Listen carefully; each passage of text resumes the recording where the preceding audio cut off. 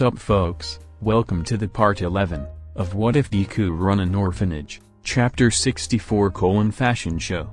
Judging Aesthetics. Everyone was outside, because today, there would be an event. That's right, today's Class 1's costumes would be judged by the kids of the house. The three judges, sitting at a wooden table located in front of a stage, were Shiraku, Kiba, and Nara. The other kids were also watching, sitting on the grass nearby, along with Kiba's viewers, through cameras, set up by the vampire girl, and operated by Fu and Izuku. Welcome everyone to Class 1's costume display. Kiba shouted. Today we will be judging them based on the aesthetic of their costumes. Joining me today is my wonderful tailor, and sister, Shiraku. Hello. Shiraku smiled at the camera, very excited about this. As well as our shape-shifting friend Nara. Kiba introduced. Hey?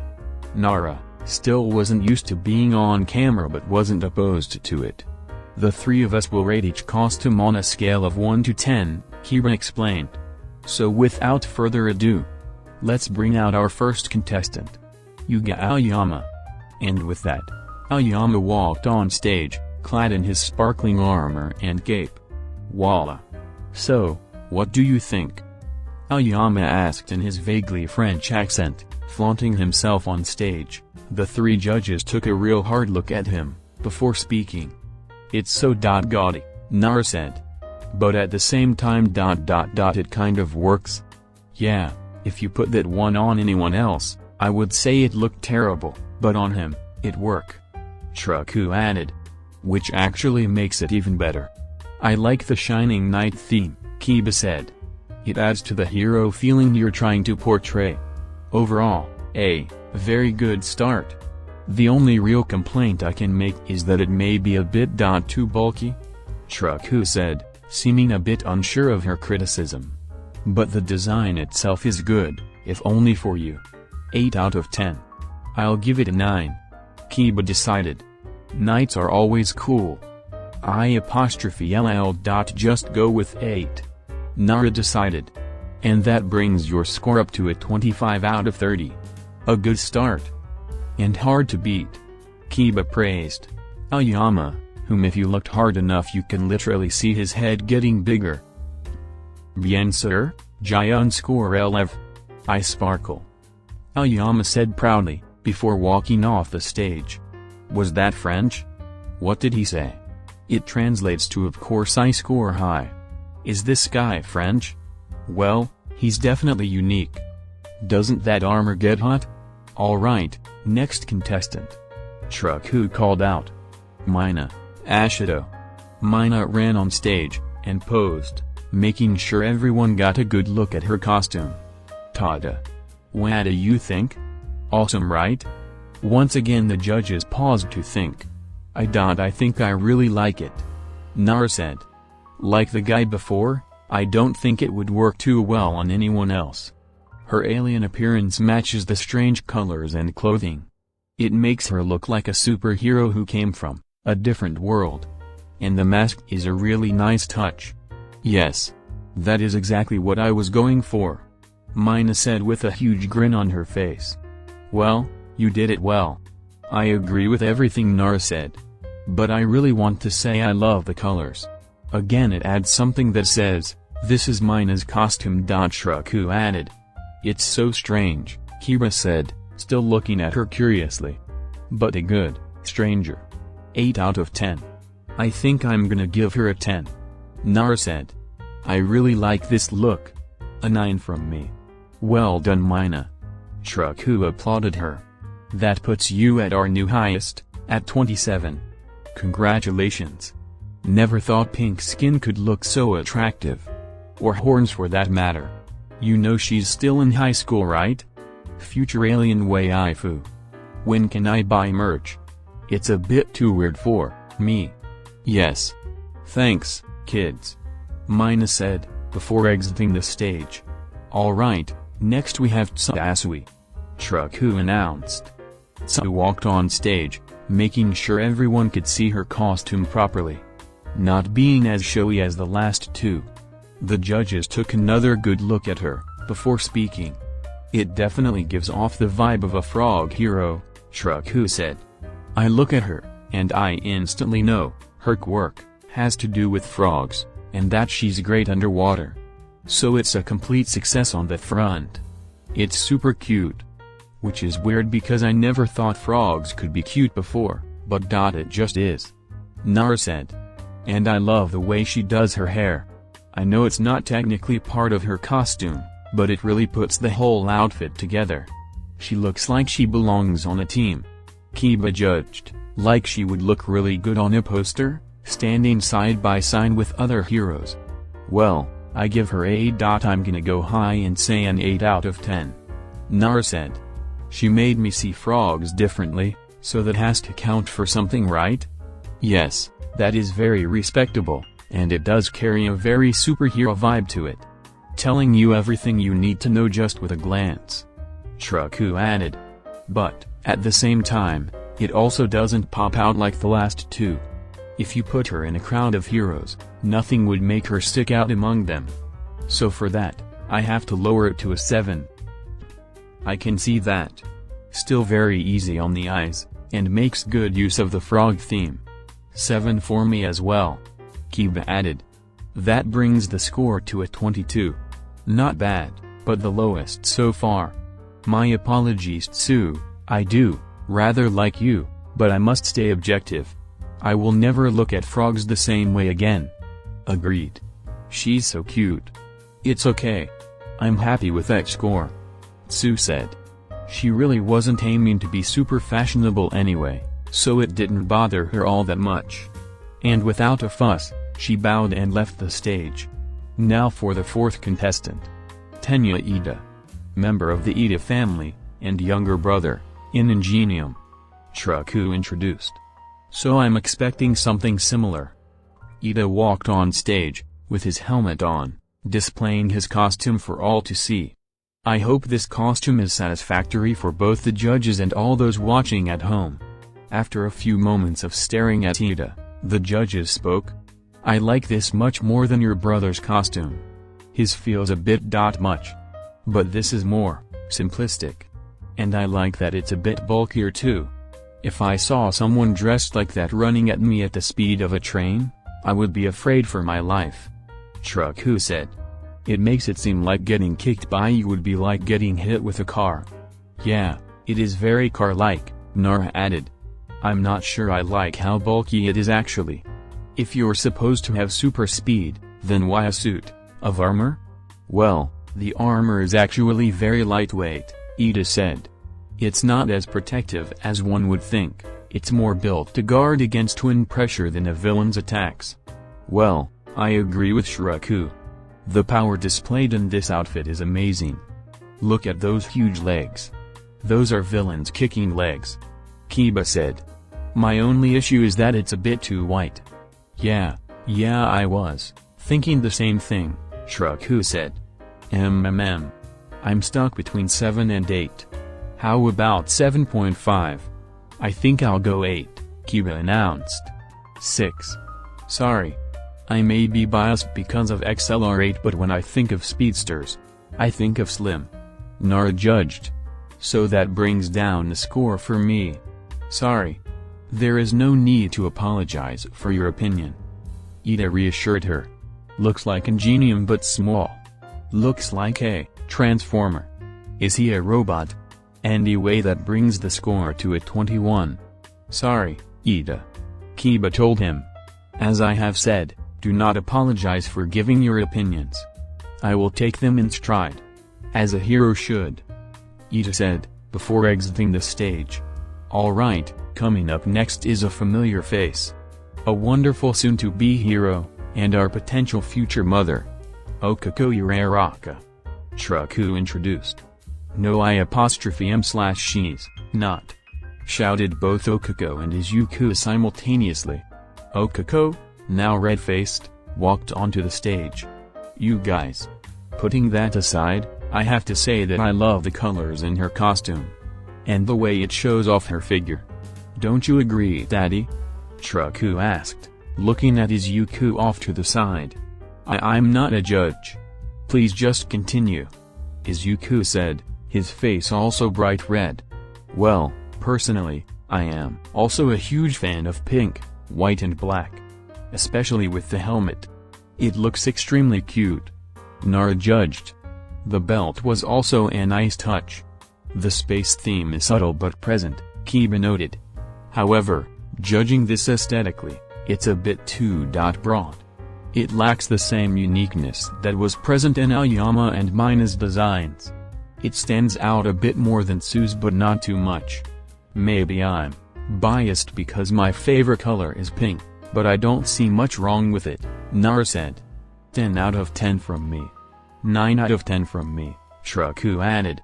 8 out of 10 from me. Kiba decided. That puts you at 27. Tied for first place with Mina. Oh surprise surprise. Mina snickered on the sideline. She really does look good though. The future of female heroes looks bright. Again, still in high school. And she's taken. Thanks, guys. I sure hope you all were objective and didn't rate me so high because you like me. Ochaco told them, before stepping off stage. Alright, now it's time for our next contestant, Mashirao Ojiro. Shraku announced. Ojiro nervously walked onto the stage, not used to having this much attention on him. Well, it's rather simple, Kiba said after looking at it for a minute. Kind of plain. But I do like the fur on your shoulder, and those shoes are probably the best part. Shraku noted. But why is the fur on only one side of your shoulder?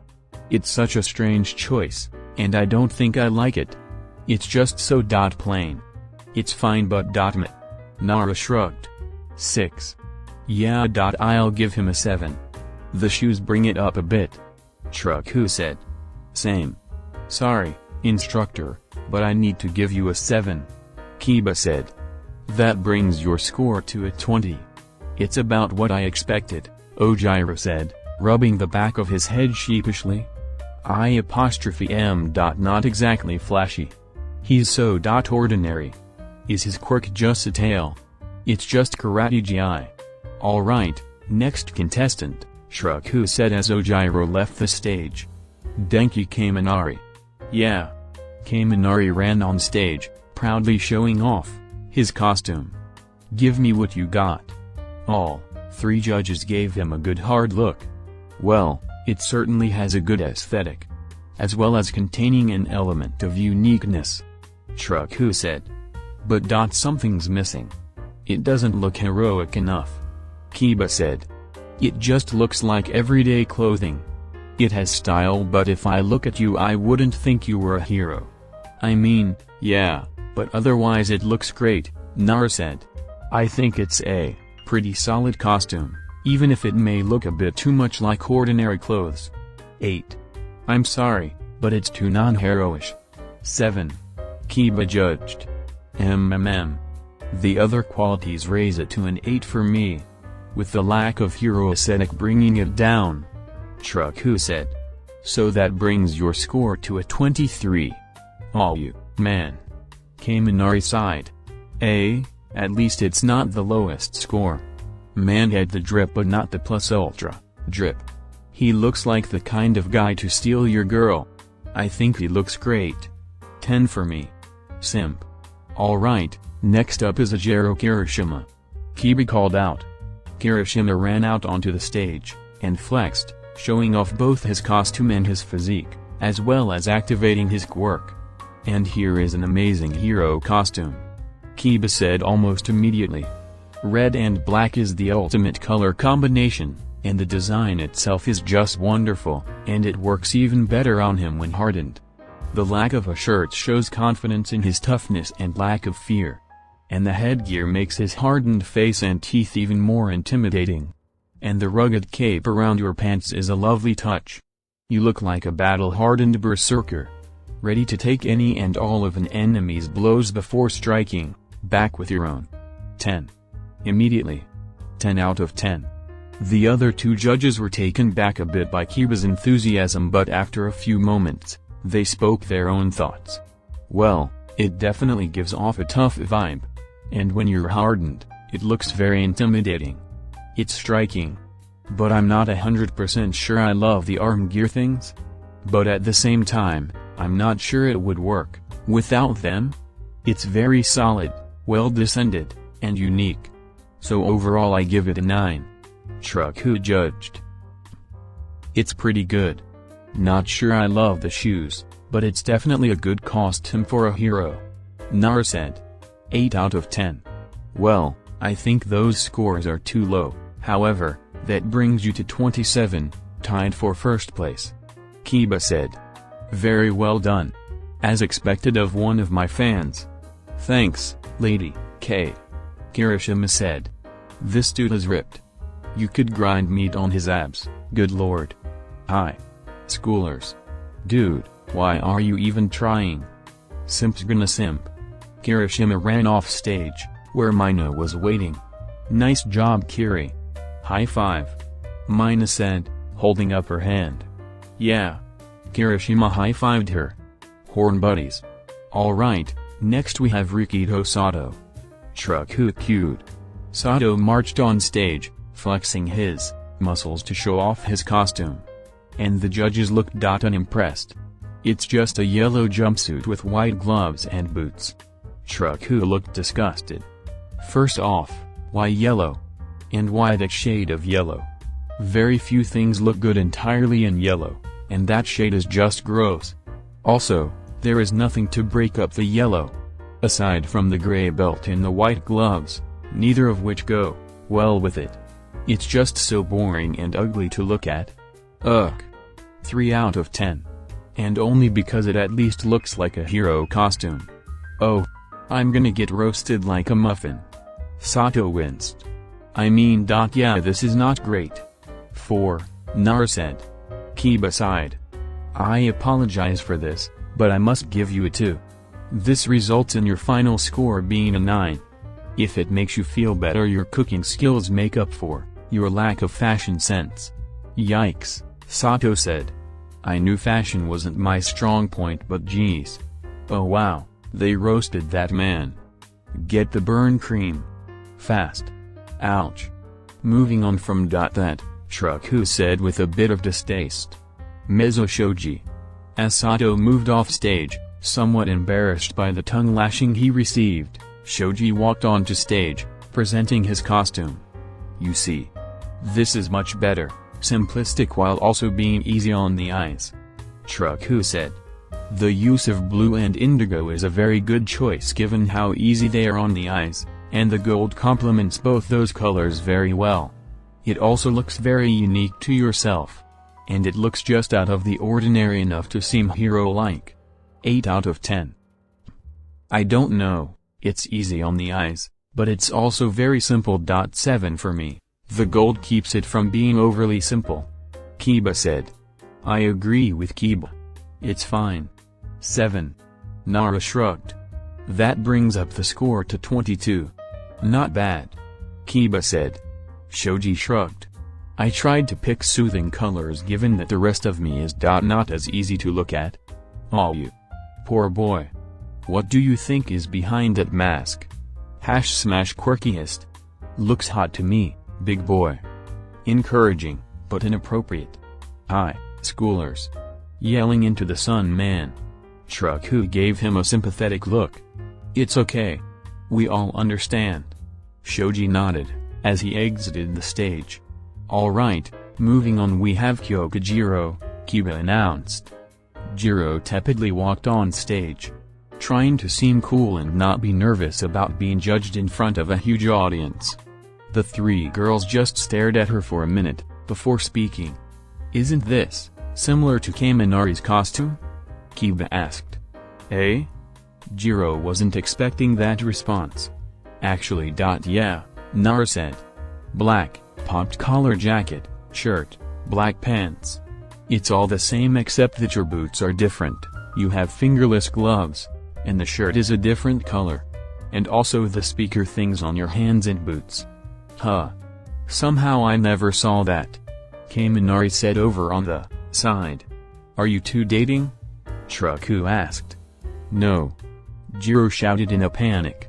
I mean, I wouldn't be opposed Kaminari said at the same time, winking at her. "Tsu, please slap him," Jiro said, her face now fully red. Wackow. Kaminari was knocked into the dirt when Tsu's tongue hit the back of his head. "Thank you," Jiro said, trying to regain her composure. Meanwhile in Mina and Shraku's head, potential ship. Sundirex idiot. Well, I think I like it a bit more than Kaminari's, but just a bit. It shares a bit of the same problem where it just looks like clothes you could wear on a date. Kiba said. 7. I like the pink more than the white shirt, so I'll bump it to a 9, Nara said. I'll keep my score the same as well. 8, Shraku said. Very fashionable, not very heroic. That brings your score to a 24, Kiba said. She's extremely cute when she blushes. Shuur's interesting quirk. Once again the future of female heroes is looking bright. Jiro walked off the stage very flustered as Shraku called out the next contestant. Next we have Handa Sero. Sero walked onto the stage, his helmet hiding his expression, as the girls looked at him and judged. After about a minute, Nara's eyes widened as she came to a realization. Oh, your helmet's a tape dispenser. Oh, that's what it is. I knew it was something. Shraku said. That makes sense. Overall you did very well with the tape theme, given that it's a very odd theme to go with. And the colors are great too. 8 out of 10. I still find the tape theme a bit odd to get over, but your handling was satisfactory. 7. Kiba judged. I think it's a fun look. 8. Nara judged. That brings your score to a 23. You should be proud of yourself, it's a creative costume. Thanks. Sero gave them all a thumbs up. It's so weird. Tapeman. Tapeman. Does whatever tape ka. Have you ever noticed that tape is one letter away from you know what? What? Moving on, the last contestant, Fumikage Tokoyami. Kiba said. Tokoyami walked on stage, and stood there, as dark shadow came out of his cloak. So? What do you think? It's just a black cloak ... with some black clothes under it. Nara said, seemingly underwhelmed. No, don't you get it? The cloak gives a mysterious and powerful feeling.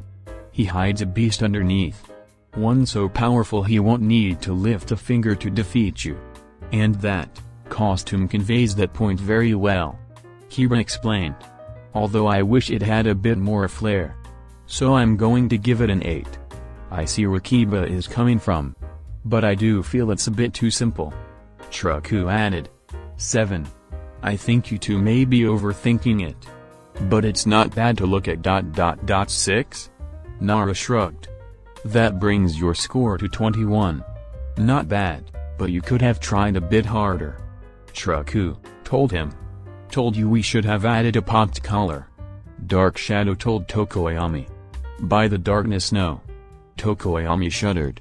Edge. Inert Kingdom Hearts joke here. Brooding teen phase intensifies. Oh look, Shadow the Hedgehog turned into a bird. And that is all our contestants. Kiba said to the camera. Now this is not all Class 1A. Not all of them were available, and a few of them didn't want to compete. But these are all of our contestants. Tied for first place we have Ochaco, Mina, and Kirishima. Shraku announced. The three of them high-fived, smiling brightly at their shared victory. Next in second place, we have the Shining Knight. Aoyama. Kiba announced. Though my medal is silver, it still shines. Aoyama said, taking it as well as he could. Lastly, in third place we have Jiro. Shraku shouted. Jiro's face was still red as heck, and Kaminari gave her a thumbs up, and she pointedly looked away from him. As you can see, the future of heroes is bright, Kiba said into the camera. Almost none of them go below 20. Really bringing down the curve, Sato, Mina said jokingly. Hey, I'm a hero student, not a fashion student. Sato laughed it off. So everyone please keep cheering them on. At least until I get to the UA and overshadow them. Kiba said. That's the end of today's stream. Thank you all for watching, and have a wonderful day. Alright, that was the end of the chapter. Now, I skipped over Koda, Todoroki, Taru, Mineta, and Momo. Koda and Todoroki might not just want to participate. Kaminari told Mineta not to participate to spare him the roasting he would have received.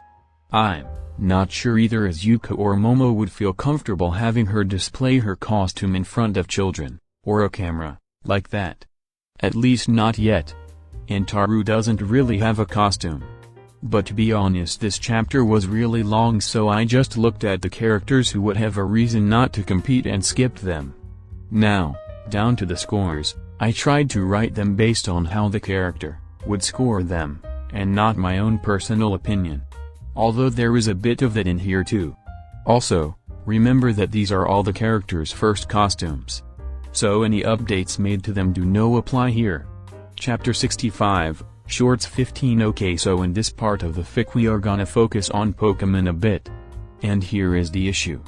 This takes place many years in the future, and obviously, there would be more Pokemon than there are now.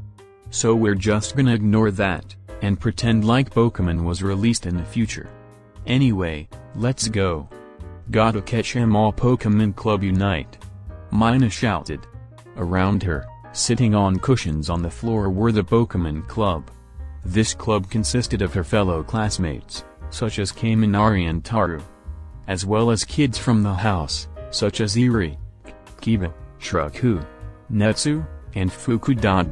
Over video call. She still wasn't used to being around a lot of people. Kyoko was also a big Pokemon fan but was busy taking care of Izuku. Alright, seeing as this is the first meeting of the Pokemon Club, I think we should all start with our favorite Pokemon. Mina said. I'll go first. I think my personal favorite is Salazzle. They're so cool. And so vicious too. They're like a Pokemon's Animorph that can breathe fire. Yeah, that seems pretty on brand for you, Mina. Taru giggled. My favorite is Morpeko. They're the cutest Pikachu clone, and their other form is called Hangry Mode. It's cute and relatable. Why go for a ripoff when the original is the best? Kaminari argued. Pikachu is my favorite. A total classic. Yeah, if you're basic. Taru and Mina snickered, gaining an irritated look from Kaminari.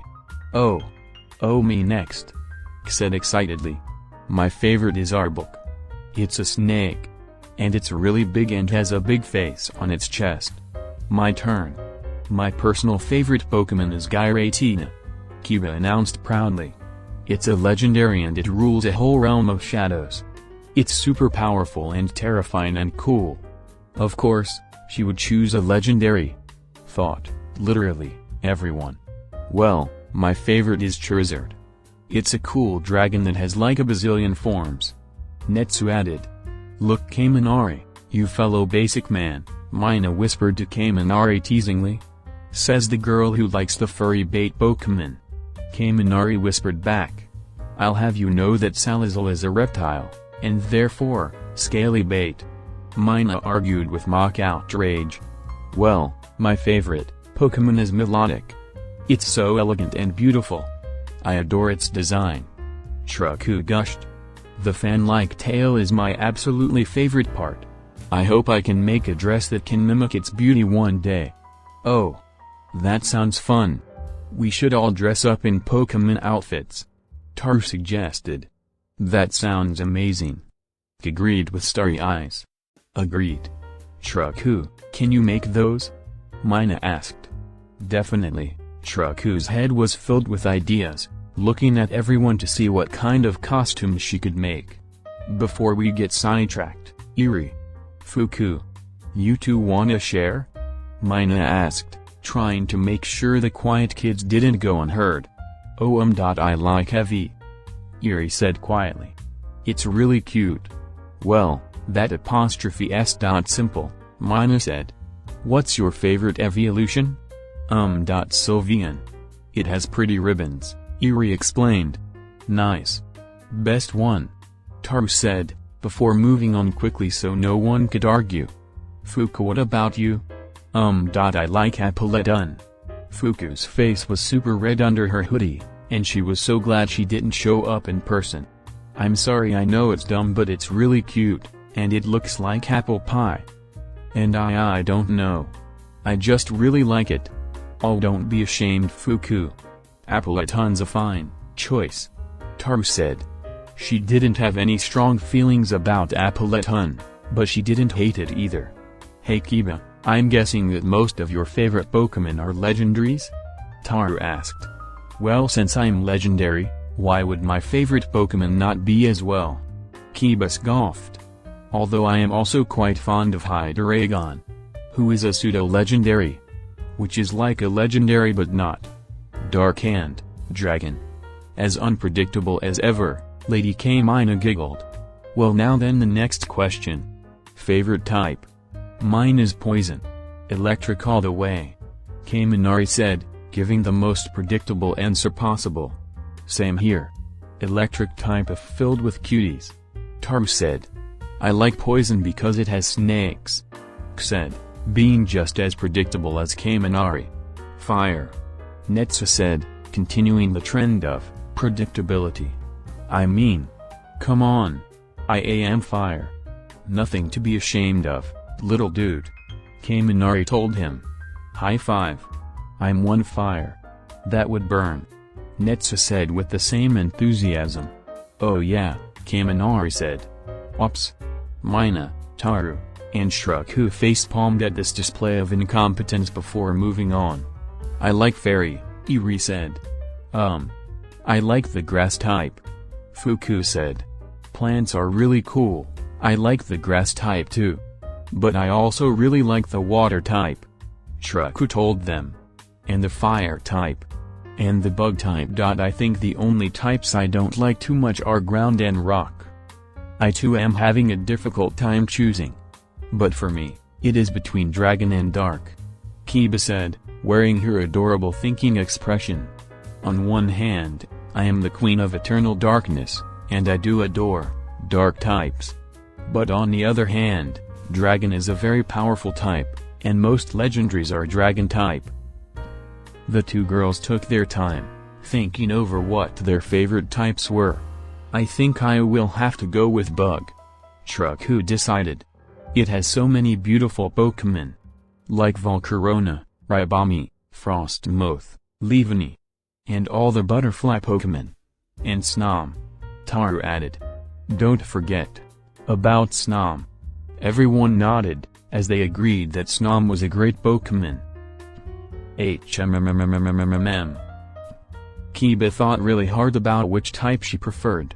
You could see the cogs turning in her head, as her brain got some much-needed use. Alright.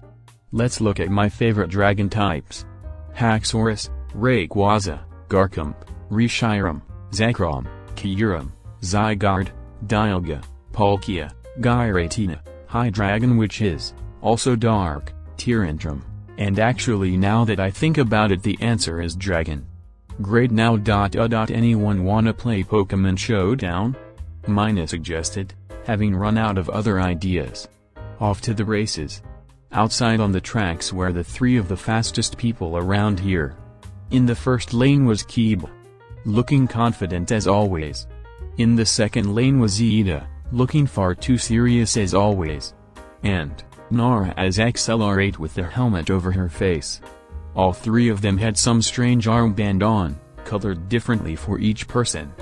Blue for Iida, red for Kiba, and pink for Nara. Alright. Today we will be seeing who can run the most laps. Iida shouted, before looking over to a nearby device. This machine will count each time we go around the track, reading our armbands. Now without further ado, let us begin. Machine start. Starting. The machine said, before giving a countdown. 3.2.1. Go. And with that all three of them burst off into a sprint, using their quirks to their maximum capabilities. Nara bolted immediately, going at stupid speeds. Kiba was next, not going as fast as Nara, but still leaving Iida behind. Iida was amazed at how fast the two of them were going. It had only been 30 seconds, and Nara had scored 17 points, with Kiba scoring 6, while Iida had only scored 2. Is this the future of heroes? Iida wondered. It was this thought that made him feel both a sense of amazement and inadequacy. These were small children, and they were outspeeding him, easily. Mind you, this place was for exceptionally powerful children, but still. One couldn't help but feel bad, when being outdone at the thing they were best at, by children who were not even in their teens. However, Iida still had something up his sleeve. 2 minutes had passed. Nara was keeping a strong lead with 103 laps, while Kiba was behind with 56 points.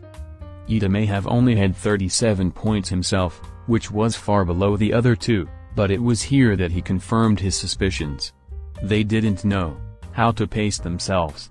With Nara, it was less apparent, due to the blinding speed she went at, but for Kiba, it was a very apparent issue. Kiba's strength and speed would diminish the more she used her quirk, meaning that the pacing issue was showing twofold in her. And she was now struggling to keep up with Iida. It was then Iida knew that the tables would turn, very quickly. 7 more minutes had passed. Kiba was lagging behind now. She had 77 points, but she wouldn't be able to stay in the race for much longer. Nara was at 267 points, but Iida had a feeling she was about to fall out right about where. Now. In a flash of pink light, Nara was back in her normal form. To her credit, she kept running. She was actually pacing herself now. It seems she was gonna wait until she could transform again, but Iida doubted she'd have enough stamina to continue. And while those two slowed down, Iida sped up. As he reached beyond first gear, he may only have had 72 points, but things were about to change, and fast. Yet another 5 minutes and Kiba had fallen out, finishing with 87 points. She had overexerted herself, and now she needed to stop and drink more blood. That left only Iida and Nara, and it was not even close. Nara had only gained 1 point, putting her at 268, while Iida was now at 142 points. He was still far behind, and now he was starting to feel a bit of fatigue, but this was nothing compared to Nara, who was struggling to continue. He applauded her for not just giving up once she reached her time limit, but he doubted it would matter much. But they would see in another 5 minutes. Yet, another 5 minutes had passed, and Nara had transformed back into XLR8. But it was clear that the fatigue was taking its course. Firstly, she was almost constantly tripping, as her legs wanted her to just stop already. Her speed was less than half of what it was before, and there would be constant lulls in her already decreased speed, and her helmet was opened up because she constantly needed to catch her breath. She didn't stay in the race much longer, before she stopped from exhaustion, ending at an even 300. Iida was now the only one left in the race, and he was going much faster than when he first started. He'd gathered up a total of 217 points, and while he was a bit tired, he was more than able to keep going. Phew. Iida finally came to a stop, standing next to the machine, and pressing the button to make it stop counting. 20 minutes later, he'd managed to collect a total of 653 points. So safe to say he'd won. Kiba looked like she was on the verge of tears with how badly she lost, while Nara didn't look all too fazed. Curses. To have such an embarrassing loss. Kiba shouted into the sky. Well, he is a UA student and the younger brother of a pro hero. It's expected that we'd lose. Nara said. Still, how on earth did you manage to last that long? I feel like I would have died if I just went on for another minute. Simple. The answer is pacing. Iida told them, after taking a swig of orange juice. While there is a time for going at max speed, doing so will quickly exhaust you, and leave you moving much slower, or simply render you unable to move at all. Racing can be a contest of endurance as much as it is speed. Especially for you, Kiba. The more you exert yourself, the faster your body weakens. And Nara, while I admire your tenacity to continue even after your transformation timer ran out, it would likely have been smarter to go much slower and regain your stamina a bit. until you could transform again. I see. Thank you for the advice. I'll try to take it, heart. Nara gave him a polite bow. Kiba had an absolutely adorable teary-eye pout, as she tried really hard not to seem bitter about her loss. I'll do better next time. Just you wait. The vampire girl had never been more glad in her life that she wasn't streaming this. A special guest. It was a relaxing day for Izuku. He had finished his smaller workload early, and he was left with not much to do that day, other than watch TV, and so Izuku was just chilling in his bed, watching the news, when suddenly there was an urgent knocking on his door. Come in, Izuku said. Momo came in, with a seer floating next to her. There was a worried expression on her face that made Izuku feel uneasy. Midoriya. There is someone here to see you. Momo explained. Is it more reporters? Or Kiba stands? Izuku asked, nervously optimistic that it was just the usual menaces. I don't think so. I think you should take a look for yourself, Momo said. The seer floated towards Izuku, and once it got closed it showed Izuku what Momo was so concerned about. And it made him freeze. Somewhere in the forest was a woman surrounded by boughs. What made Izuku freeze was the woman's appearance. She looked just like an older, hornless, Eri. Now, Izuku didn't know for sure who this was, but he had a strong feeling. After taking a few moments to get over his shock, he spoke into the seer. Hello. You are currently trespassing on my property, Izuku said, his voice only showing a bit of restrained anger. Please state your business. The woman looked curiously at the seer, shocked that it had spoken, but after a moment to regain her composure, and taking a deep breath, she spoke. My name is Tsuyu. The woman introduced with a determined look in her eyes. I'm looking for my daughter. I think she ended up here. Her name is Eri. Done. Well, how will this play out? You guys wanted more Eri focus. And so here it is. Although this will more be talking about Eri rather than her actually appearing. Although she will still obviously be in it. Chapter 66, Regret. Okay, first before the chapter starts I need to reiterate what actually happened in Eri's backstory because some people seem confused. Eri was living peacefully with her mother and father when her quirk developed and accidentally killed her dad.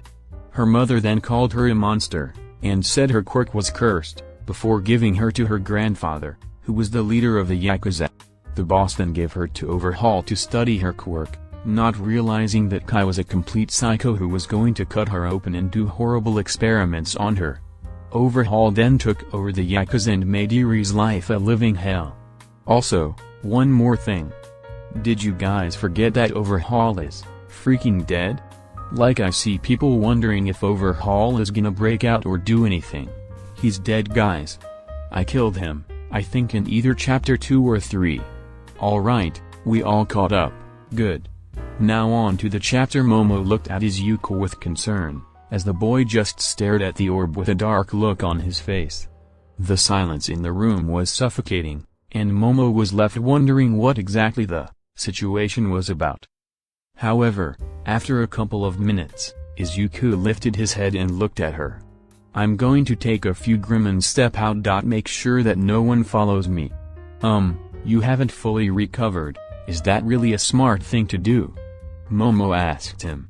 I'll be fine, Izuku said, his voice was devoid of any emotion, but his eyes showed an anger and mistrust that she had never seen before.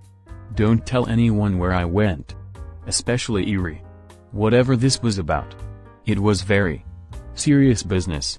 Oh okay, Momo said. Izuku turned back to the seer and spoke to Tsuma. Wait there. I'll come to you.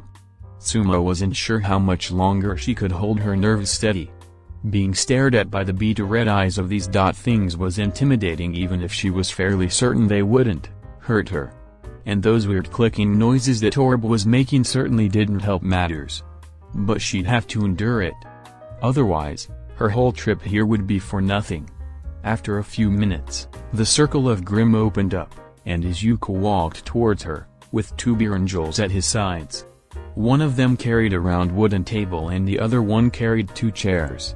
The glare Izuku leveled at her was fierce, but Suma didn't flinch. She had expected as much. "Place the table down between us, and the chairs on either side," Izuku ordered. The Grimm did as they were told, arranging the table and chairs for the 2 of them. Once that was done, Izuku sat down, his glare never wavering, his eyes locked onto her. "Sit," Izuku ordered. There was not a hint of politeness or hospitality. His tone was cold and harsh and left no room for argument. So she didn't argue. Suma simply sat down in the chair opposite to Izuku, trying her best to ignore the nightmare monsters surrounding them. "You must be the caretaker then," Suma said, trying not to show fear, and mostly succeeding, although Izuku could still hear a bit of a falter in her voice. "Judging from my welcome, I think it's safe to say, you know who I am, and what I've done." "Yes. But what I want to know is what exactly you're doing here," Izuku said. His voice was calm, but there was an easily detectable fury behind it. "Straight down to business then." Suma sighed, taking a deep breath before she explained herself. "I wanted to ask about Eri. How she's been, if she s. If she's happy here? I'm curious as to why you think that's any of your business," Izuku responded, the fury in his voice becoming less and less restrained. "Considering you abandoned her, saying you wanted nothing to do with her whatsoever, all while calling her a monster. I'll need you to explain why you would say all that, only for you to come here, on my property, and suddenly ask how she's doing." Suma recoiled at that statement, looking as if Izuku's words had sunk into her like daggers. I'm sorry." There was a long pause between them as Izuku's expression shifted from cold fury to boiling anger. "You're sorry?" Izuku repeated.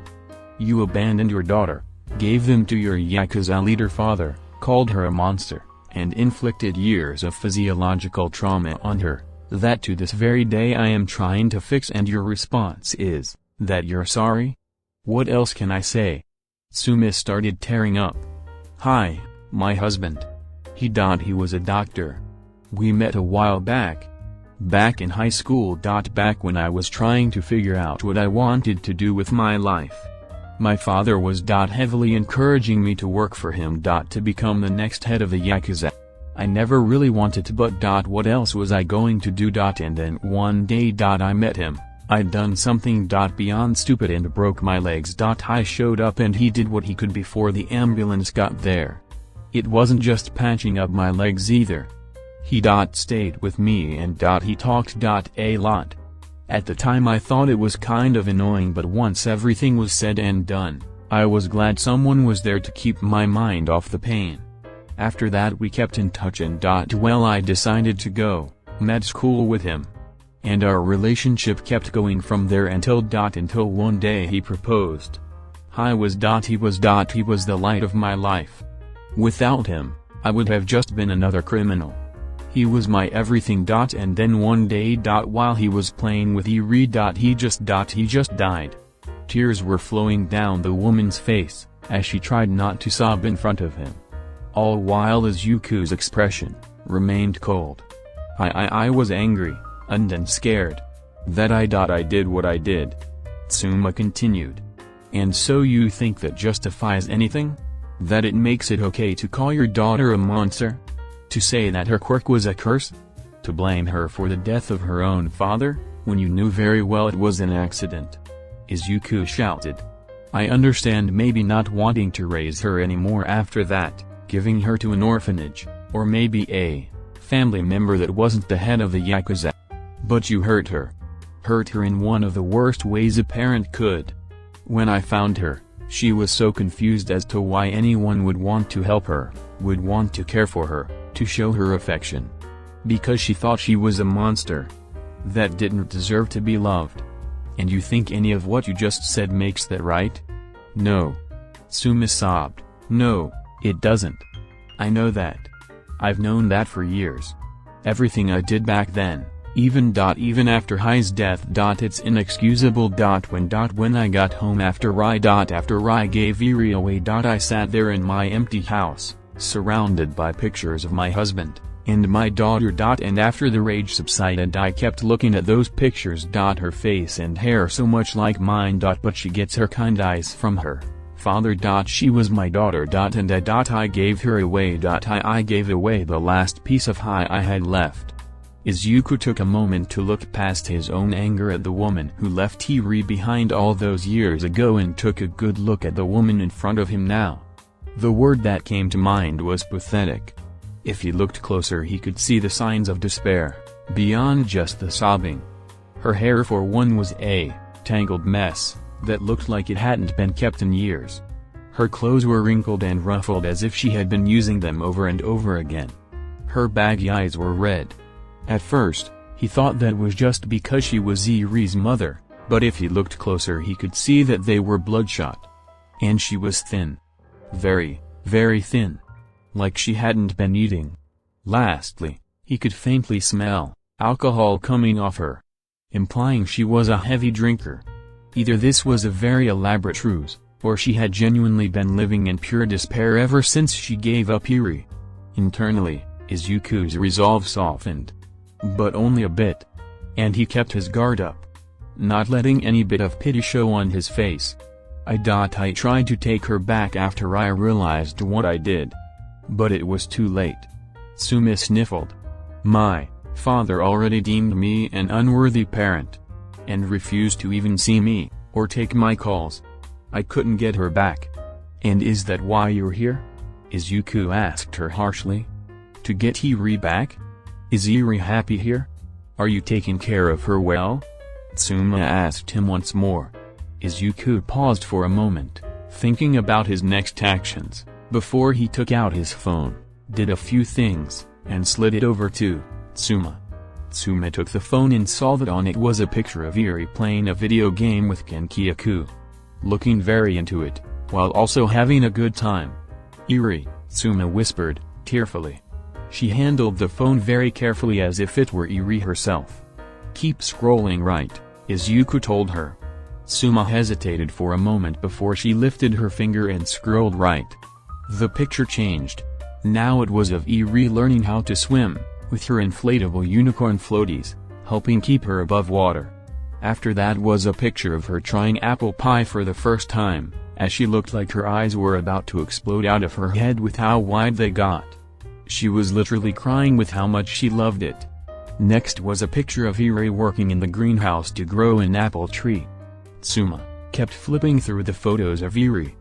Dozens and dozens of photos of Eri being active, playing with friends, trying new things. Enjoying her life. When she arrived at the last one, it was the picture from the amusement park where they were all together. Eri was surrounded by friends and family, smiling and happy. Tsumi was sobbing quietly while she took in everything she just saw, and emotions bubbled up and exploded inside of her. Joy that her daughter was living happily. Envy at the fact that she had a part in none of that. Angry knowing that it was all her fault that she didn't get these moments with Eri. And despair, knowing she never would. After a few minutes of crying, Tsumi, very slowly, put the phone down and slid it back over to Izuku. Well, at least Tsumi had to take a moment to compose herself after that, before putting on an extremely forced smile. At least she's happy now. I'm doing the best I can, Izuku said, for the first time in the conversation, not sounding so angry. There's still a lot of trauma left over from what Overhaul did to Overhaul? Tsumi asked. Izuku froze, as he realized that he accidentally said something he didn't want to say. Overhaul that apostrophe s. That's the Kai choice, right? Tsumi said. Kai took over the Yakuza after my father fell sick. Are you saying he did something to her? Izuku held his breath, as he tried to figure out what to say. That apostrophe s. Yes. I'll be honest with you. Yes, he did. But, you don't want to know. What do you mean I don't want to know? Tsumi asked sharply, for the first time actually looking a bit angry. What did he do to my daughter? I'm not telling you for your own protection. Izuku snapped. You were the one who gave your daughter to the crime lord in the first place. Family or not, you should know it's not safe. So even if you didn't know what was going to happen to her there, you're still partially at fault for it. And considering what he did and how you are now, I really don't think you want to know what happened to her. Suma backed down for a moment, taking a moment to ponder what Izuku had said. After taking a few minutes to think, she looked back at Izuku, with a determined look that Izuku did not like. You don't owe me anything. I don't have the right to ask you for anything. Suma told him. But please. I'm begging you. Tell me what he did to her. I don't think I'll be able to live with myself. I'm just wondering about it in the back of my mind for the rest of my life. Please. Izuku grit his teeth so hard he swore they might crack. After a few moments of consideration, Izuku gave in. Fine, Izuku said. But I need you to make me a promise. Anything, Suma replied. Don't kill yourself, Izuku told her, his voice deadly serious. What? Suma was completely taken aback by that request, her eyes widening in shock. Why would I? Oh God! Is it really that bad? I'm not going to sugarcoat this. Yes. It is that bad. Izuku empathized. If I'm going to tell you what Kaichizaki did to Eri, then I need to know that I'm not about to commit a murder. Do you really want to know what happened? At this point, I need to, Suma said solemnly. And, I promise, I won't kill myself. The two stared at each other for a while, before Izuku sighed. Alright. Prepare yourself. This isn't going to be easy. An explanation later. Suma screamed as she sobbed into the table, hysterically crying as she had been for quite some time now. Izuku watched this pitiful display with a pained look. He still didn't like the woman in the slightest, and in a way, this was still her fault, but he knew that she had never meant for this to happen, and in the end, he still hated to see people suffer. He'd told her almost everything. Pretty much everything he could tell her. Of course, he didn't tell her about the quirky race in bullets. But he told her all the horrors Overhaul inflicted upon her. Both, physically and mentally. All of which she technically had a hand in making possible. And he watched her break in front of his eyes. It reminded him of watching someone drown. You just looked at them suffer, as the color faded from their face, and light left their eyes. Eventually, it dissolved into sobbing, and by the end of the story she ended up like this. And so now he just sat there, and watching for minutes on end as the woman sobbed uncontrollably. It took almost an hour for her to calm down, as she seemingly ran out of tears, and now was left with saddened, regretful eyes. A pitiful sight. I'm a monster. He read. Oh God, Eri. Suma buried her head into the table. I'm so sorry. I'm so sorry. It was then Izuku wondered exactly what he should say here. Because, honestly at this point the woman was looking so pathetic that Izuku pitied her more than he hated her. He still obviously resented her, but the edge of his anger had been dulled. But how should he handle this? He couldn't just wave it off saying that it was okay or you didn't know, it wasn't your fault. Because it wasn't okay, and it was about a quarter her fault. Should he say she should try to make up for it? That seemed like the better answer, and it would give her a reason to not end her own life when this was over. But how? He wasn't letting her near Eri. That was for certain. Because as much as pitied this woman, it wasn't worth the psychological trauma it caused Eri to see her, just so that way she could try and make right the wrongs of the past. So what could she do? The two of them sat there, in silence for a good few minutes. Until eventually, Izuku spoke up. This isn't going to change anything. He told her. This won't undo the damage done to Eri's mind. Crying and apologizing won't fix anything. If you're really sorry, then you'll have to do something to try and work towards making her life better. The woman looked up at him, a spark of life in her eyes, as she took in Izuku's words. and felt something close to hope. Yes. Yes, I'll do anything. I own a hospital. It was my husband's before he died. I have lots of money that I've just been sitting on. I have resources. I can pay for Eri's expenses. Or anything. I have people who owe me favors. Anything. Anything you need. The woman said desperately, like she was begging for her life. Izuku took a deep breath once more, as he prepared himself for the rest of this conversation. Okay. If we're going to do this, then let's establish some rules. Firstly, you can't come around here or have direct contact with Eri. I'm sure you can understand why seeing you again wouldn't be healthy for her right now. Tsuma winced and bowed her head. I understand. Good. Second, you will be paying for Eri's monthly expenses. This includes food, shelter, education, therapy, and the likes.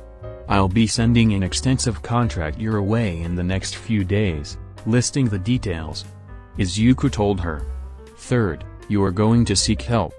I know where this kind of depression can lead, and just looking at you tells me if I don't intervene you'll be dead before the end of the year, promise be damned.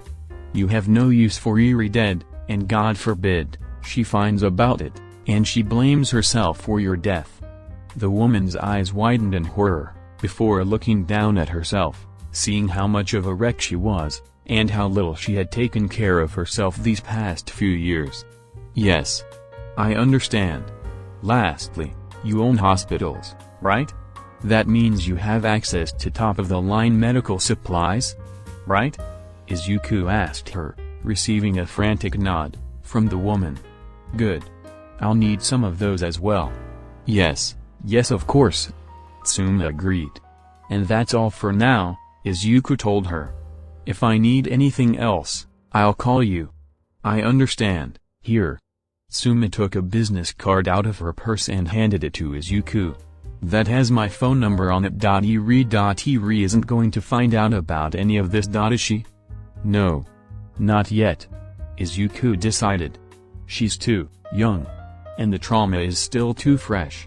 She needs years of counseling and therapy. But after that, I'll tell her about this arrangement. After all, she deserves to know. And once I do, what she does with that information will be up to her. If she wants to forgive you and reach out, form some sort of relationship, then I won't stop her. I will be watching very closely. But unless you do anything stupid, I won't intervene. But if she decides not to forgive you, and to never see you again, you must respect the decision. Am I understood? Tsuma paused, looking at the ground for a minute, before speaking in a very hushed voice. Yes. I understand. Very well. Then I believe we're done here. Izuku stood up, snapping his fingers so the Grim would collect the table and chairs. You should get going before anyone sees you. The Grim will escort you off the premises. Tsuma stood up and bowed. Thank you. Thank you so much for everything. Not just taking care of Eri, but you've been kinder to me than I deserve. I owe you more than I could ever repay. I'm just doing what I think is right, Izuku said.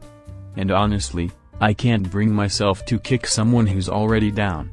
Even someone like you. As Tsuma stood to leave, she said one last thing to Izuku. I'm glad that Eri ended up in the care of someone so kind. I know you raised her better than I ever could. And with that, the woman promptly walked away, escorted by a small pack of baoufs. After she was out of sight, Izuku collapsed to his knees, and let out all the air he'd been holding in. He felt so tired. That had been so exhausting on him emotionally, and it hadn't gone anything like how he expected. Izuku didn't know what he was expecting, but it wasn't this. He wanted to stay angry and upset with Eri's mother for what she did, but the woman had clearly been suffering a fate that in Izuku's opinion was worse than death. Having gone through a terrible tragedy, and made even more tragic by her own poor decisions. And now left with nothing but regret and anguish, she just had to live the rest of her life like that. Sure, it was her own fault, but did she deserve to suffer like that? Did anyone deserve to suffer like that? Maybe? But it didn't feel right. At least not to Izuku. What would her suffering fix? What did anyone stand to gain from her pain? Nothing. It didn't help anyone. Not Izuku, definitely not Tsuma, and not Eri. Oh Lord, Eri. Izuku realized that he was inevitably going to have a conversation with her about this. He wasn't even mentally prepared enough to think about that. Izuku recalled his earlier words. That if Eri wanted to build a relationship with her of some sort, then he would let her. And he felt tightening in his chest. He didn't want to tell her. He didn't want to let her see that woman ever again. But Eri deserved to know. And she deserved to have a choice. As Izuku pulled himself to his feet, he looked up from the ground. And into the beady red eyes of Yami. Yeah, let's have a talk. So this was not what you were expecting, huh? So many people rallying in the review to kill a woman who was already dead inside. You guys all seemed to be expecting some sort of legal battle where she tried to gain custody of Eri back for some reason. But that's so predictable and boring. Not to mention I would have to stretch out suspicion of disbelief of how she could even put up a fight against Izuku legally. Now think about it. This woman just lost her husband and gave away her daughter in anger. She now has no family and is left in a house, alone, surrounded by memories of the life she can never have back, partially because of her own mistakes. Yeah, you didn't think of it from that angle, did you? Because you were too busy looking at her mistakes, and not what led to them or what came after. Not to mention, once again, she had absolutely no idea what Overhaul would end up doing to her, nor could she have predicted it. As far as she was concerned, she was leaving Eri with her grandfather, and Eri probably would have been relatively fine, still mentally scarred, if Overhaul hadn't done what he did. When you look at things from her perspective, it paints a very different picture than the one in your mind, huh? Does that justify what she did? No. Not at all. She called her child a monster and then blamed her for her own father's death. And even if she did just leave Eri with her grandfather, she still gave her to a Yakuza boss, technically speaking, which is just a terrible idea. She's still a terrible mother, but she is also a person. Someone who isn't one-dimensional in her feelings and emotions, and can change her opinions and the way she views things rather quickly. Now let's talk about Izuku's actions here. Let's remember that these are not my actions, or my opinions, or how I would handle things. This is about Izuku. And considering Izuku wanted to redeem Shigaraki, I think it's safe to say he would take pity on this woman. If you believe that she deserves to suffer, and Izuku was too kind, that's fine. That's your opinion. But that's not how Izuku would handle things. Next, let's discuss how often Eri's mother will be in the story. The answer is not very. She's a resource essentially, for Izuku to call on if he needs something.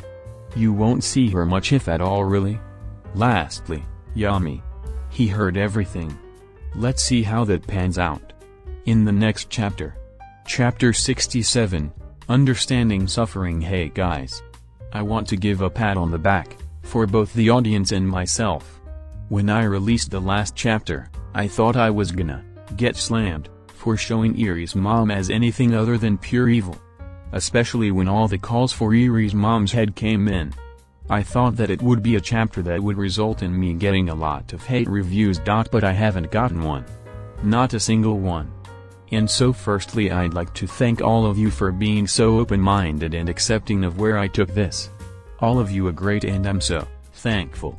I'd also like to give myself some credit because I don't think this would have been accepted so easily if I had not written this well. I don't like to toot my own horn, mostly because I know that I'm not exactly a genius writer. But I think I did well this time. Oh, and one more thing. You may have noticed I gave all the chapters titles. Tell me what you think. Anyway, let's see if I can keep that up. So tell me exactly what happened, Izuku said to his son. The two of them had moved back into Izuku's office, and after Izuku kicked out everyone else, it was just the two of them.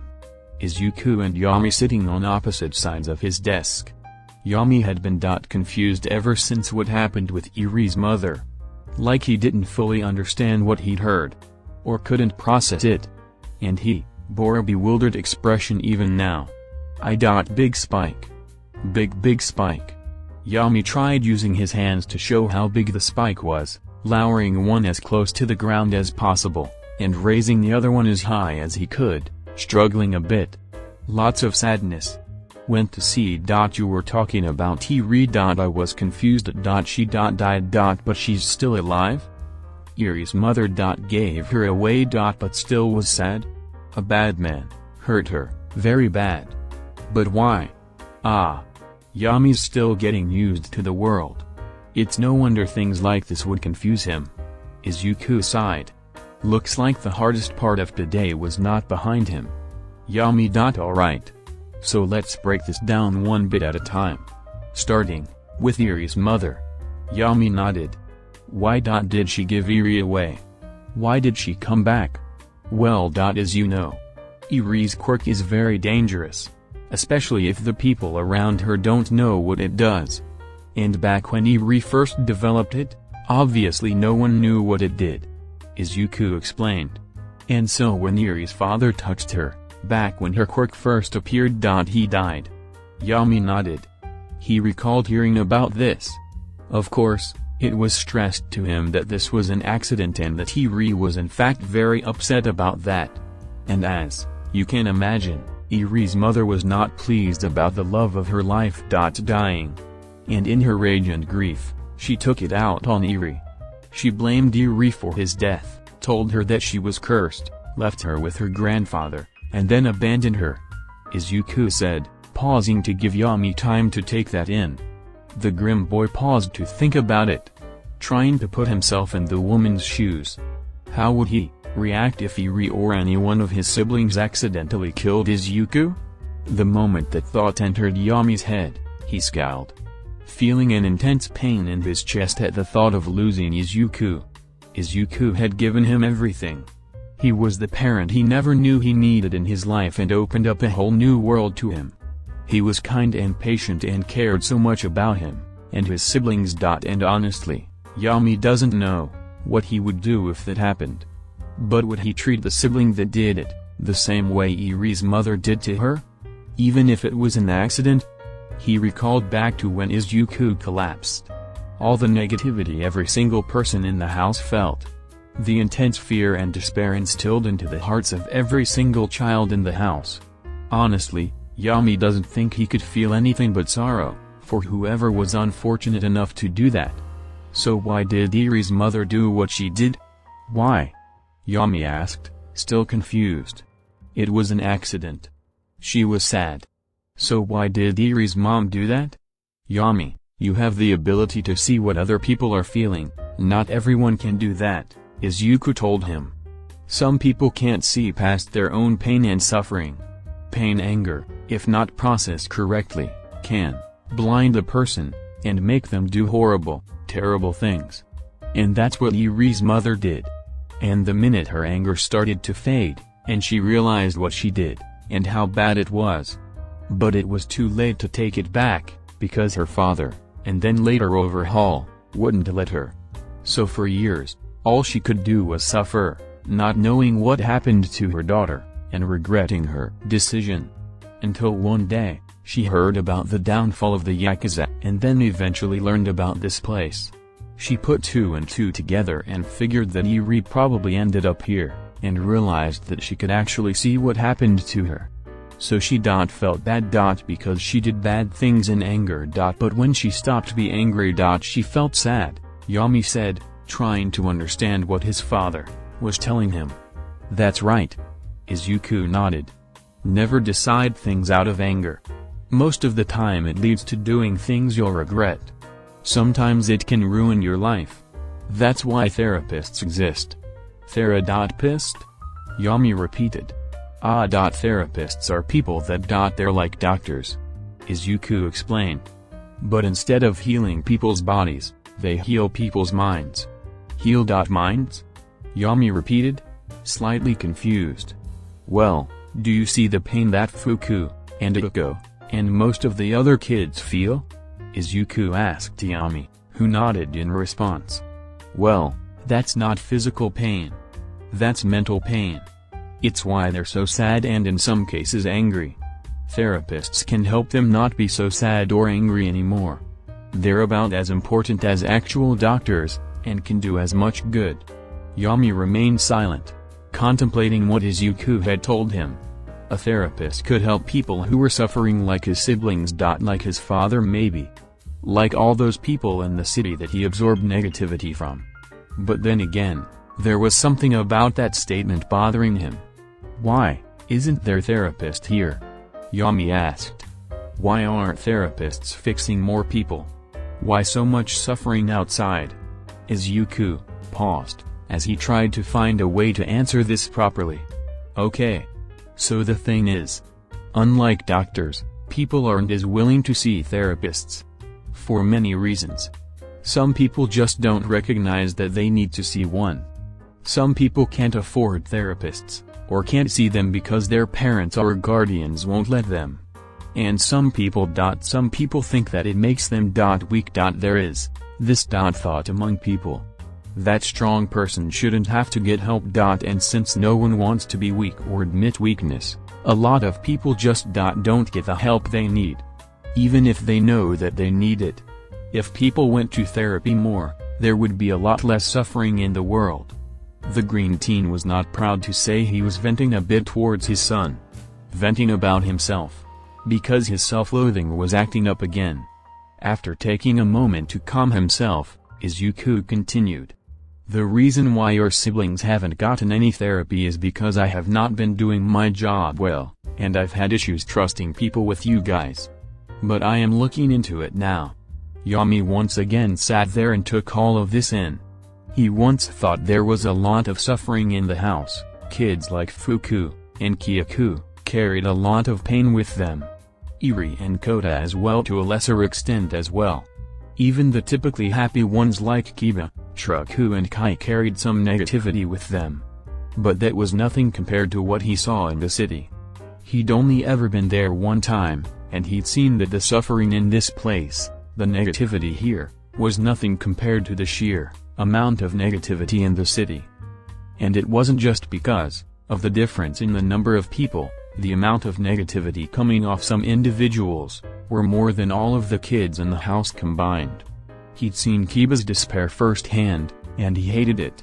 He hated watching her feel that way. And there were people out there who were feeling so much worse.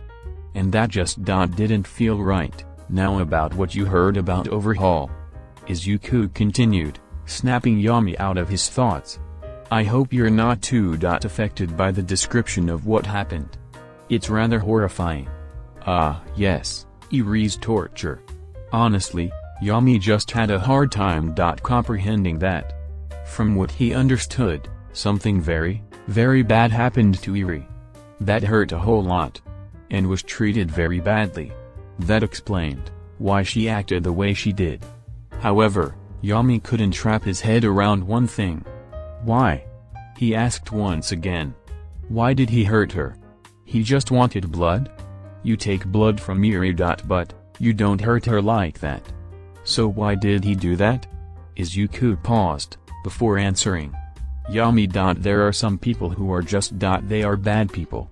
For different reasons. Some people are hurt so they want to or feel like they need to hurt others. Or just because they weren't taught to value other people. I don't know why Overhaul did what he did, or why he became a bad person. But it doesn't justify the horrible things he did to Eri. There was another moment of silence, as Izuku waited for Yami to process this. So is Eri's mother also a bad person? Yami asked eventually. You were being mean but also nice to her even though she hurt Eri. I don't understand. Once again Izuku responded to this with a sigh and a pause. Although this conversation was nowhere near as difficult or precarious as his conversation with Eri's mother, but it still took a tax on him, and he needed to think carefully about the best ways to explain everything, otherwise this could have a negative influence on his son. What makes a bad person is subjective. Meaning that it's up to each individual person to come up with their own opinions. For example, if you like ice cream, and you say that ice cream is the best. You may think that, but someone else may have a different opinion. And there is no right answer. So that makes it subjective. Izuku explained. Deciding on whether or not you think someone is bad, comes down to a few factors, and it can be very complicated. But for the sake of simplicity, let's look at how Eri's mother was, what she did, why she did it, how she feels about now, and what she's doing about it now. I'm going to explain this from my perspective, but other people may feel differently about each factor. Yami paid close attention, hanging off each of Izuku's words as he explained this complicated situation in the simplest way he could. Eri's mom was once a loving mother. She loved her daughter, and she loved her husband, very, very dearly. Then one day, Eri's quirk came, and she accidentally killed her father. Now I understand that she was upset, to say the least. She lost someone she cared about more than the world itself. But what she did, telling Eri those horrible things, blaming Eri for her father's death, and giving her to a Yakuza boss, even if he was her grandfather, was not the correct response. It was a terrible thing to do. She should have gone to a therapist to help her cope. She should have known that saying things and making decisions while you're angry and grieving, especially when those decisions hurt your child. But at the same time, she was grieving, Izuku explained. Everything she did before and after her burst of rage suggests that what she did was not something she would normally do and that she regrets it deeply. But that doesn't change that what she did was terrible, and something no parent should even consider. So at that point, the question becomes, should you judge a person on what they do, when they are at their worst, their worst? Yami repeated. Right. When a person is at their worst, is when they become overcome by despair, and typically that's when people make their worst decisions. Izuku continued. Do you remember when Kiba locked herself in her room and made herself suffer? That was her at her worst. She was so upset about what happened to me, that she made a terrible decision that hurt her and the people around her, that she would never make normally. So, is it a right to judge someone at their worst? Normally I don't think so, but what she did was just so terrible. I can't really call her a good person. But I can't call her a bad person either. So she's just a person? Yami asked. Yes. Yes, that's exactly what she is. Izuku was elated at the fact that his son seemed to be understanding this. She's a person. Not good, not bad inherently, but capable of both. Again, this is just my opinion. I'm sure some people would still say she's a bad person, despite her reasons. And I don't blame them. But I honestly couldn't stand to see her suffer to that extent. I don't think anyone deserves to feel like that, even if they did something terrible. Yami recalled the sheer intensity of her sadness. Almost unlike anything he'd seen before. It was far worse than Fuka when she came here or Kiba during her depression. He struggled to think of a reason why someone would deserve that. Some people would say she deserved it because she did it to herself, but why? What good does her pain bring anyone? Izuku asked. Will her suffering fix what happened to Eri? Or make Eri feel better? No. That's why I treated her the way I did, because even though I don't like her, I can't bring myself to let someone wallow in their own pain. If she and Overhaul had therapists, would they be better? Yami asked. Eri's mother, I'm sure. I don't know about Overhaul, but probably. Izuku said. Therapy can help with a log, but they also have to be cooperative. If a therapist is giving you advice, and you don't listen or take in any of what they say, then it's not going to help much. The therapist also has to be good at their job. If not, they may end up doing more harm than good. But, if you have that, and with enough time, I believe, therapy could help pretty much anyone. And I failed to get any of you a therapist yet. There was a few seconds of silence, before Yami left from his chair, went around Izuku's desk, and lunged at him. before wrapping his arms around his waist, bringing him into a hug. Huh? Where did this come from? Izuku was quick to hug his son back, although he was confused by the sudden embrace. You looked like you needed it, Yami explained. Does it help? Izuku smiled, genuinely feeling touched. Yes it does. After that, the two just sat there and enjoyed the embrace for a few minutes. Alright, thank you, Yami, but I think we're done here, Izuku told him. Unless you have any more questions? Yami paused. He could probably ask more questions, but it was clear his father needed a break. No. I'm fine. Alright. Well, then you should go back to your room. Dinner should be ready soon, Izuku said after looking at his clock. Remember, don't tell anyone about what happened here. Especially Eri. She's not ready to hear about this yet. One day she will, but not yet. And tell Yonda to come here. I need to explain this to her. Given her quirk, trying to keep secrets around her is a moot point. Yami nodded and started leaving to go to his room. He had a lot to think about. Sleeping proved to be difficult for Yami. He was stuck thinking about that conversation, and about what he had seen in the city that day. Yami had not seen the entire city. Only a small portion of it. There was probably still so much suffering he hadn't seen. And that suffering lead to other people suffering. But why did he care? He didn't know these people. They didn't do anything for him. In fact, he was told he was considered a monster by most of the people outside. So why was this bothering him? Could it be because of his need to give back? Generally, Yami found that when someone gave you something, you should try to return the favor. This is why Yami would give Izuku everything. Because Izuku gave Yami everything. And kept giving him everything.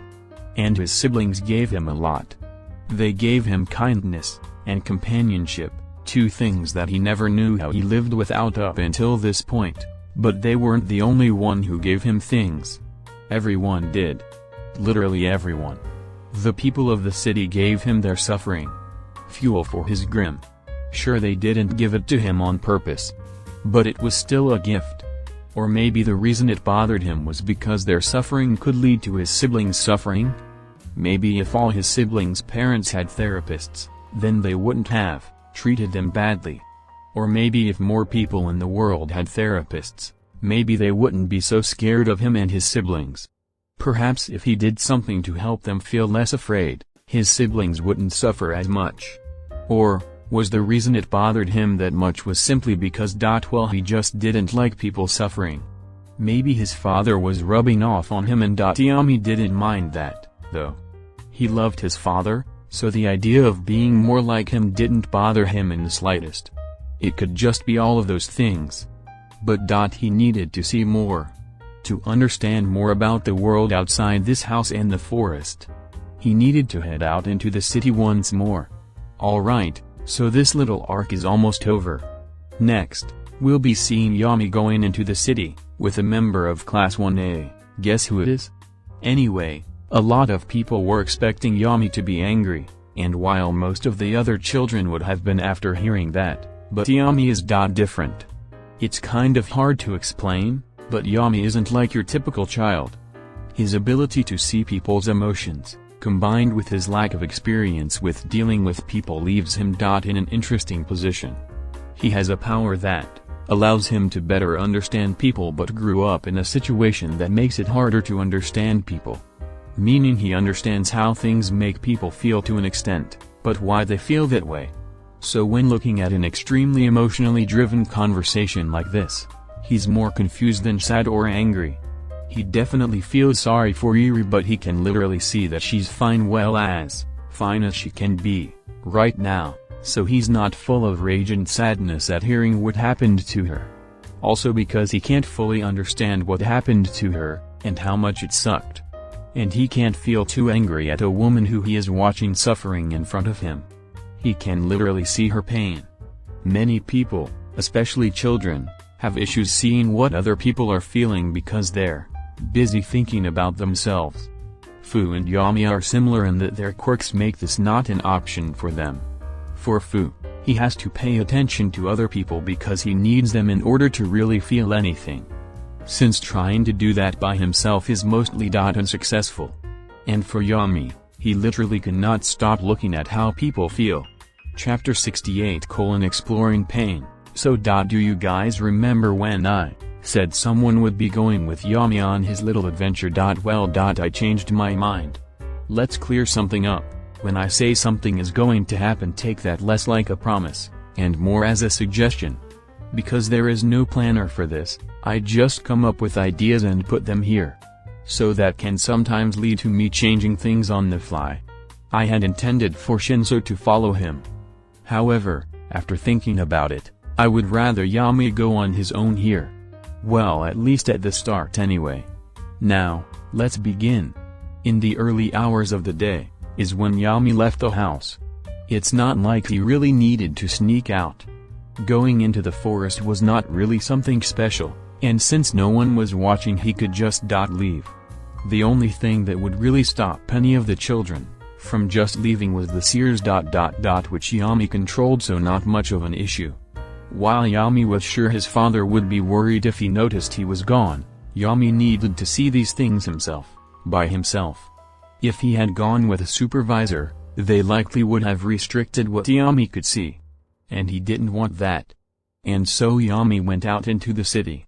After a bit of walking, Yami reached the city streets and was immediately met with a feeling of negativity coming from the people around him. To explain Yami's vision, Yami would see auras around people, with numerous different colors flowing around them, with the dominant emotion being the dominant color. He wasn't sure what all the colors meant exactly, but he figured a few things out. Red was anger, black was sadness, purple was fear, and yellow was happiness. There were of course more colors, and the colors came in different shades. Yami didn't quite know what that meant. These auras would always be clear to Yami. He could even see them through walls. The more intense a person's emotions, the higher the person's aura, some of them reaching above some of the buildings. Which is what he was seeing right now. Pillars of negative emotions, blazing like huge fires above some of the smaller buildings. Yami reasoned that if he wanted to see the suffering of the people firsthand, then he should probably head to the highest sources of negativity he could find. And so he made his way towards the largest concentration of negativity that he could see from here. But as he walked, he noticed something. When he walked past the people on the sidewalk, they would look down at him. He would see the look in their eyes change, and their fear rise, before they walked slightly faster. It didn't take a genius to figure out what was scaring them. He walked past a pane of glass and took a look at his reflection. His pale skin, his black nails, his sharp jagged teeth, his black sclera, and his beady red pupils, his form was frightening. He'd been told so numerous times. He'd even scared Eri a bit at first, although she'd gotten over it rather quickly. But these people seemed far more fearful of him than Eri was. Which told him that this was something he'd just have to expect in the outside world. Still, not much he could do about that, so Yami just continued to head towards the negativity. The source of, the field of what Yami now called, negativity geezers had led him to the poorer neighborhoods. The slums of the city contained much worse-looking buildings. Most of them were just run-down houses, and abandoned structures, along with some small stores, with the nicest-looking buildings being apartment buildings, but even they didn't look all too nice. Trash littered the cracked streets and sidewalks, and even the air here seemed worse somehow. Also, the types of people he'd seen around had changed. Now you could tell they had less money or less care for their appearance. There was the occasional homeless person from time to time, all of them carrying some sort of alcohol. Yami had actually seen a bit of this type of neighborhood before when Udate drove him around, but that was just a glimpse. Now that he was seeing the full thing, it was shocking. Yami had only known two types of living. His life in the forest, and his life at the house with his Yuku. Two very different types of lifestyle, but they shared something in that their surroundings weren't this depressing, At least the forest looked nice. He would have rather slept in a cave than slept in an alleyway like he saw some of these people doing, and somehow they smelled worse than he ever did. Now Yami understands why there was so much negativity here. These people looked miserable even without looking at their auras. Something Izuku taught them was the power of money. It provided them food, a home, all those games, and other things they used to keep them entertained. You couldn't really live without money, and Izuku had a lot of it. This was seemingly what happened when people barely had any money. They didn't have good food, or good houses, or anything that Yami had. So Yami looked around the area with pity. These people were so sad and scared. He doubted that therapy could help these people. What they seemed to need was money. Why didn't they have money? Why were they so poor? Couldn't they just get jobs? Why didn't anyone help them? Speaking of helping, Yami turned his head towards the sound of the scream, and saw nearby, a young girl was getting her bag snatched by a disheveled-looking man. "Help! Someone help!" the girl cried out as she hung tightly to her bag. Just give me the bag!" the man shouted desperately, as his weak, skinny arms tried to steal the bag. Now, something Yami noticed about this encounter was that they were both terrified. In fact, the man was actually more terrified than the girl was, much to his surprise. That didn't seem to make sense to Yami. He wasn't being robbed, and it's not like he had much to fear from a girl who was a third of his size. However, looking at him, and thinking about more, it started to make more sense. This man looked like he hadn't tasted food in weeks. That must be why he was so desperate for this little girl's bag. He wanted money for food. Dad was right. Suffering makes more suffering. Yami noticed. I should do something.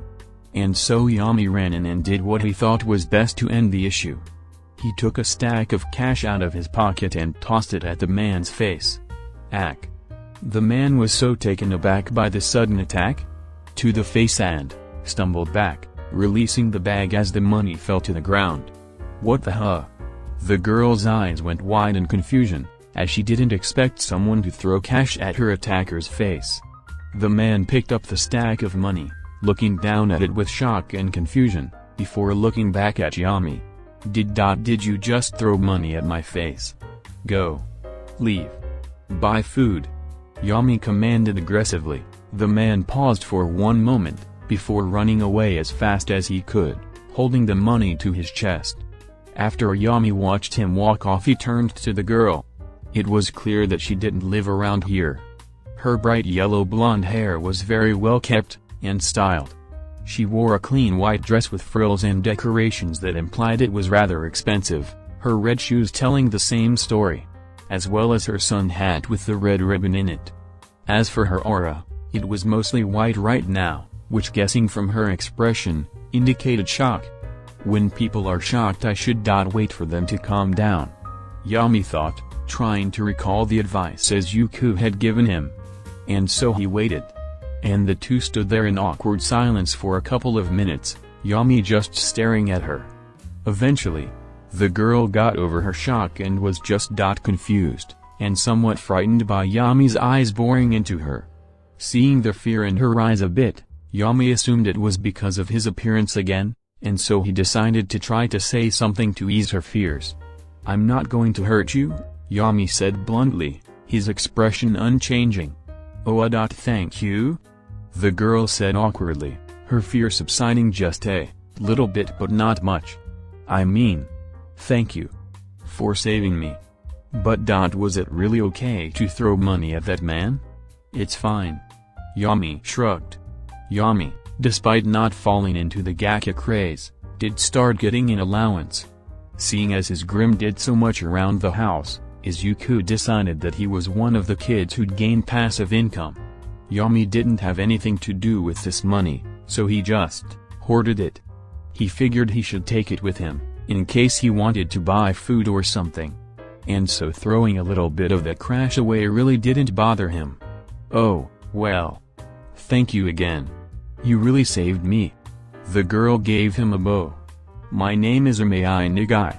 It's a pleasure to meet you. Yami Midoriya. He introduced himself. You don't live here? Yeah. I don't. Aoyama said, awkwardly. I came here to give out my candies to the people here, so they wouldn't be so sad. Candy? Yami titled his head in confusion. Yes, my candies. Aoyama's face brightened, and she quickly dug into her bag and took out a small yellow piece of candy that looked like a Skittle or M&M. Here, try one. Yami took the small piece of candy and immediately popped it into his mouth. And, immediately, he felt a sense of euphoria. The candy tasted like happiness and filled him with a feeling of warmth and joy. When Yami finished chewing it, he was wide-eyed, as the joy the candy had given him continued, as his mood improved. Aoyama's smile brightened as she saw Yami's wide-eyed look. It's part of my quirk. Mood candy. It lets me make candy that tastes like my mood. That's a very nice quirk. Yami praised her. Very good quirk. No one's ever said that about my quirk before. Aoyama blushed a bit, and Yami saw her aura become mostly yellow. Thank you. You're really nice too. Yami nodded. So you came to give people happy candies to make them feel not so sad anymore? I heard that the people in the poorer neighborhoods were so sad, so I thought if I gave them my candies I could give them a little hope. Aoyama said bashfully, shuffling her feet. I've been doing this for a while now, but I'm not sure I feel safe doing that now. Yami saw her aura turn black, as sadness washed over her, along with fear. And so without thinking too much about it, he made a decision. Why don't we go together? Yami asked. I can protect you. Really?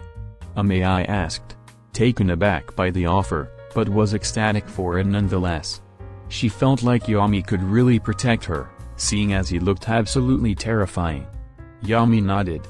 I wanted to see upset people. Aoyama once again looked confused. Why? I want to understand them, Yami answered. The blonde girl gave him a curious look.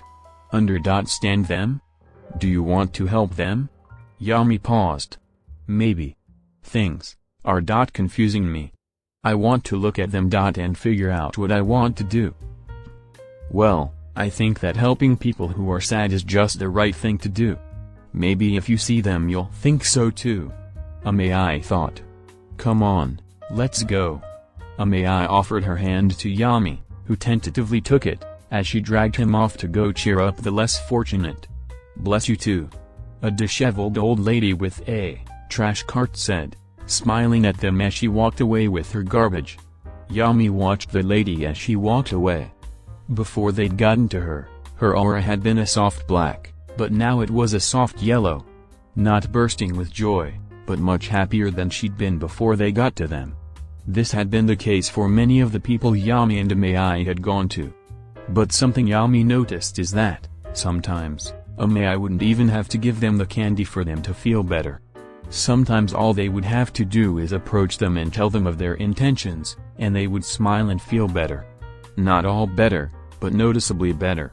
It taught Yami that maybe sometimes just showing that you cared could brighten someone's mood. Of course, the candy would do wonders for their mood. And it was pleasing to see these people gain a little bit of happiness in their seemingly sad lives. After doing this for a couple of hours, it seemed Aoyama was finished here. That's all the people I can find around here, but I still have so much candy. Aoyama frowned as she looked into her bag. Yami looked up. The amount of negativity in the area had subsided quite a bit, but that was just in this part of the city. There were still other parts of the city, with negative geezers. We can go to other places where people are sad. That's a good idea, but how would we find them? Aoyama asked. I can see them, Yami explained. With my quirk. Your quirk lets you see people's emotions?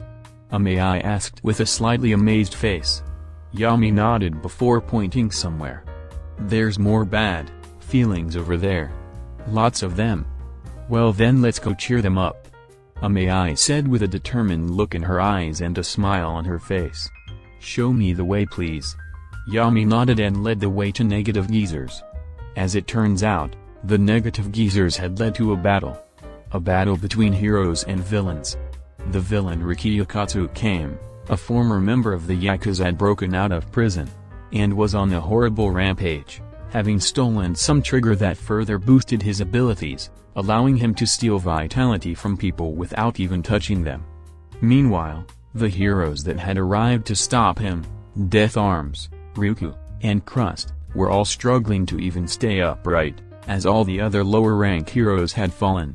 The area around the fight was in ruins, buildings had been smashed apart and collapsed, stores were in complete shambles, and there was rubble everywhere, and Yami could see that there were lots of people trapped under it, with their vitality drained and too exhausted to move a finger.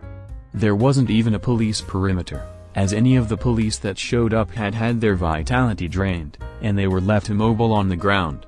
Oh my! Amai put her hands over her mouth, as she looked at this disaster in horror. Raw Death Arms threw a punch at Rikido and punched back, and when their fist clashed, Death Arms was thrown back on the ground, his arm nearly breaking from the blow. Rikido stood above Death Arms, raising both his fists, ready to end the pro hero. But then Crust jumped in and raised and created a shield, blocking the attack. But Rikido just kept attacking. Crust grit his teeth as Rikido's fist pounded on his shield. Each attack made him want to collapse. As Rikido drained more and more of his stamina with each passing second, he could just barely keep up this defense. Rikido jumped on Rikido's back and bit into his shoulder, the dragon hero making sure to sink her teeth deep into the huge muscle-bound villains. "Get off me, you crazy bitch!" Rikido grabbed onto Riku's head, draining her stamina even faster, as he forced the dragoness off of him, as she was too exhausted to resist, and he threw her to the side. "This is terrible." Amai gasped, tears sparkling in her eyes as she bore witness to this disaster. Meanwhile, Yami just observed everything around him. Unlike the last place they went to, which was full of sadness, here the prime emotion was fear. The civilians were afraid, the police were afraid, even the heroes were afraid. Everyone was afraid, except for Rikido himself. He was engulfed in happiness, taking joy in the destruction and pain he was causing. And that somehow made it all worse. Not just the pain around them, but that the person causing it was taking pleasure in it. Rikido grabbed Crust and started draining his vitality, faster, while crushing him, in his massive hand. Yami, seeing how bad the situation was, prepared to intervene. He knew using his quirk like this in public was illegal, but given this situation, he was willing to break the law. Fortunately, he didn't need to. Suddenly, Rikido shrunk down to his normal size, his strength faded, and he stopped absorbing other people's vitality. Huh? What happened to my kun? Rikido didn't get the chance to finish his sentence, as Mirko kicked him in the face, knocking him out as his body flew to the side, before skidding to the ground. "Ah! Got the bastard," Mirko said, before looking back at a nearby alleyway. "Hey, Eraser. I didn't need your freaking help." Aizawa came out of hiding and revealed that he was the one who weakened the villain. "That remains to be seen." "Ah, Eraserhead." Mirko. Crust shouted with pure relief. "Thank you for coming to our aid." The villain injected himself with trigger, and proved to be more powerful than we initially thought. "We need to get him restrained immediately," Riku said, reverting to her human form, panting heavily as she struggled to stay upright. Meanwhile, 13 was running in, having followed Aizawa here. "I'm here. Let's get the rescue operation started. There's no doubt that people are trapped under all this rubble. We need to get them out before they run out of there, or before the rubble shifts and crushes them." "Do we know when Uamami or any other rescue heroes are gonna arrive?" Death Arm said. "She's out of the city doing a photo shoot," Aizawa said, not doing much to hide his disdain. "Ragdoll's doing a mission on the other side of the city. And without them, it'll take us hours to find everyone under this rubble. Someone might die if we take that long," Crust pointed out. Yami heard that conversation, and he realized something. He could see them. He could see all the people trapped under the rubble. He could see everyone that was trapped. He could do something here. And so Yami ran forward. Wait. Yami, I don't think you are supposed to be here. Amei objected. Yami stopped and turned back to her. You wanted to help people feeling bad. So let's do that. Amei looked hesitant but ceased her objection, and so Yami moved forward, with her slowly following him from a distance. 13 noticed the two children approaching them, and called out to them. Hey, kids. You can't wait. You're one of Midoriya's kids. Huh? Aizawa noticed Yami and looked at him confused. What are you doing here? There. Yami pointed at one of the collapsed buildings. One there. And there. And there. What's he doing? Death Arms asked. Wait. His quirk. You can see the people through the rubble, can't you? Aizawa said, recalling what he knew about Yami's quirk. Yami nodded. Aizawa paused for a moment, before picking Yami up. Point out where the people are. Everyone, let's get the operation underway. Wait, Eraserhead, you can't seriously think of using a kid to help us? Death Arms asked him. We're low on manpower, people's lives are in danger, and he can help without putting himself in danger, Aizawa said in a rushed tone. If he wants to help, I say let him. Listen to the Justice Hobo, Yami said. Aizawa's eyebrow twitched when a few other heroes tried to keep themselves from laughing after hearing that. Yeah, guys. The Justice Hobo's right. Let the kid help. Mirko snickered. We don't have much of a choice. 13 said. Kid, show us where they are. Izuku felt like he was going to explode from sheer frustration. Ever since he'd read Yami's note about him leaving to see the city for the day, he'd nearly fainted. Unlike many of the other kids, Yami didn't have the inherent ability to defend himself, having to rely on his grim, and he obviously didn't take any of them with him, because he would have heard about it on the news by now.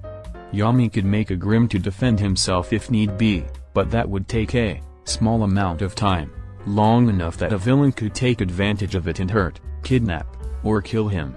So he immediately dispatched Shoji, Jiro, and Koda to find him.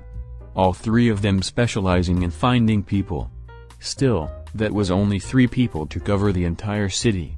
He wanted to send more or go out and look for him himself, but he just started walking again. He was in no condition to go on a city-wide search, and he still needed the others to look after the remaining children. And so all he could do right now was sitting at his desk, hoping Yami would return. That was until now. Izuku took out his phone and saw that it was a text from Nami, with a link to a video. With message under it saying lose something? Immediately Izuku pressed on it, hoping that it was information on Yami's whereabouts. And he was absolutely correct. Breaking news. Said a newswoman from HNN: a disastrous villain attack unfolded today, as Rikido Yatsubashi, a former member of the Yakuza, broke out of prison today after obtaining a dose of the drug, Trigger, and went on a rampage, attacking and injuring many pro-heroes, before eventually being subdued by Mirko. The battle left a horrendous amount of collateral damage, with people trapped under collapsed buildings and rubble, and not enough heroes around to find all of them quickly enough. Fortunately, 2 little heroes stepped up to plate. The video then showed pictures of Amei and Yami. These 2 are known as Yami Midoriya and Amei Nigai. The woman identified. Midoriya's quirk involves the ability to see people's emotions, even through solid objects. Nigai's quirk is called Mood Candy. It creates a candy that tastes like how she's feeling when she created them. Midoriya was used to help search for people hidden under the rubble and debris, while Nigai gave all the people still conscious candy to help calm them down and brighten their moods after this horrific event. Izuku felt a surge of pride bubble up in him and a small smile came to his face. But he had to focus on the video, try and figure out where Yami was. These 2 assisted the heroes in their rescue, before leaving to go elsewhere. But this reporter would just like to say, "Well done, kids." Damn it. Izuku muttered. While the video didn't tell him where Yami was at the moment, It did tell him where he was. All he had to do was figure out where this was and when it happened, and he could get a good idea of the area they were in, and then tell the three he sent to find him. Izuku was going to find his son. And then well, he figure it out, but for now, he needed to find him. Alright, part 1 on this is finished. Next, we'll finish up Yami's little adventure. Also, Amei is not going to get adopted. Her parents are fine, they treat her well, her life is pretty good, she's just a friend Yami made. Let's just get that out of the way. Lastly, do you guys have any thoughts on the new titles for the chapters? It took me like an hour and a half to put them all up, so I'd appreciate it if someone talked about them. You don't have to or anything, I would just appreciate it. Chapter 69, Finding Hope. Alright, so apparently I was too vague with how old Amei was. I thought the descriptors I used were enough, combined with the way I wrote her dialogue, but apparently, I was wrong. Amei is around the same age as Yami. So roughly 7 or 8. Just wanted to make that clear. Now on to the story. That was so cool, Yami. Amei gushed. The two of them had gotten hungry, and decided to eat at the food court at the nearby mall, and have some chicken, with Yami obviously paying, although Amei did purchase a soda and a lot of candy. Yami nodded, staring at Amei's aura. It had been positively glowing with joy, and it was kind of hypnotic. He'd rarely seen someone this happy. The closest he ever had seen was K, but even she rarely reached heights like this. Was this the power of being mentally stable? Amei meanwhile kept stuffing her face with candy and washing it down with soda, and when she finished swallowing it all down, she shivered and her face contorted in disgust. And Yami saw her positivity wane a tiny bit. Yami frowned. You don't like sweets? Amei shook her head. I used to. But ate them so much I don't anymore. Then why buy them? Yami said, his face scrunched up in confusion. Oh. I have to eat lots of sugar to make my candy. Amei held out her hand and opened her palm, and then her hand started to glow, as yellow candy came out of her hand. See? Oh. You have to eat something you not like to use quirk. Yami summarized. Like me. Amei gave him a confused head tilt. I thought your quirk was seeing people's emotions. Yami shook his head. That's just one part. It does more. Lets me make monsters. Monsters? Amei repeated, still confused as to what exactly Yami was talking about. Yami figured it would be best to show her. So he held up his hands, and let the black liquid oozing out of his mouth and into his cupped hands. You. Amei recoiled back in disgust a bit, seeing this supremely gross act. The small amount of black ooze pooled in his hand, before changing shape and color, until it hardened into a tiny grim scorpion, known as the Deathstalker. Amei leaned back in, looking at the tiny thing in awe, slowly getting closer and closer to it. Sensing that she was interested in it, Yami put the Deathstalker down on the table and commanded it to crawl towards her. The blonde-poked creature, petting it gently with her finger. It's cute. Yami grunted, not really having an opinion on it. After playing with the Deathstalker for a bit, Amei recalled what Yami had said earlier. So to make these you have to eat something you don't like too? Yami nodded. So what is it? Vegetables? Seafood? Candy? Amei guessed. Suffering, Yami answered, much to Amei's confusion. When people feel bad emotions, I eat them. So I can make these. Bad emotions? Like sadness, and anger and jealousy, and hate? Amei inquired curiously. Yami nodded. So, every time someone is feeling down, you get power from it. Amei summarized. Yami nodded once more, this time looking away from her, and down at the floor in shame. Logically he knew it wasn't his fault that his quirk did that, but he couldn't help but feel bad about benefiting from the pain of others. I just made him feel gross inside. There was a short period of silence, and for that little bit, he was afraid that Amei would think less of him. But then she said this. You're really cool, Yami. Huh? Yami was not quite expecting that response. He looked up, and Aoyama was just smiling at him, with admiration in her eyes. Your quirk is kind of a little bit evil, to be honest. But even then you use it for good. Aoyama explained. You would get a lot stronger if you just let people suffer. But you didn't. You helped them instead, and made yourself weaker. All for them. I don't really think I can be a hero. My quirk is weak and I'm not really too brave. But I think people like heroes, who put others over themselves. I think those people are the coolest. And you're like them. I'm like a hero? Yami suddenly recalled his conversation with Fu. A quirk is only evil if you use it to be evil. Your quirk doesn't make people suffer. It takes their suffering and uses it to make grim. If you use your grim to help people, then you're just taking something bad, and making something good out of it. He didn't fully understand what to do with at the time. At the time he just thought it meant he should keep trying his best to help Izuku, but perhaps he could do more than that. Looking back at that situation, there was a lot he could have done if he was allowed. He could have taken down that villain, then made more grim to rescue everyone, and done all of that himself. What kind of good could he do, with an army of diverse creatures, who could, in theory, be tailor-made for certain situations? But what about the mental pain? Could he help with that? Well, he could see people's emotions. Maybe he could help people with it in some way. Are you done eating, Midoriya? Aoyama asked. I want to give out some more candies before it gets dark. Yami snapped out of his thoughts and nodded, with the two throwing their trash, before taking their leave. Once the two of them left the mall, they went to a variety of places. A homeless shelter, a graveyard, and various other locations where sad or scared people went. After finishing up at their last location, they noticed the sun starting to set. We should get back home, Aoyama said. It's going to get dark soon. Yami nodded.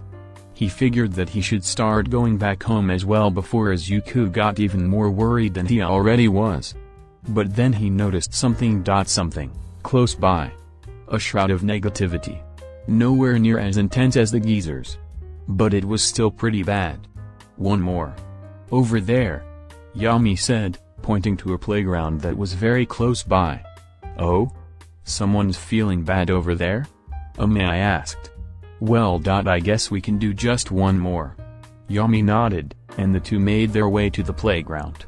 When they got there, they found two boys, maybe a little older than the two of them, but not by much.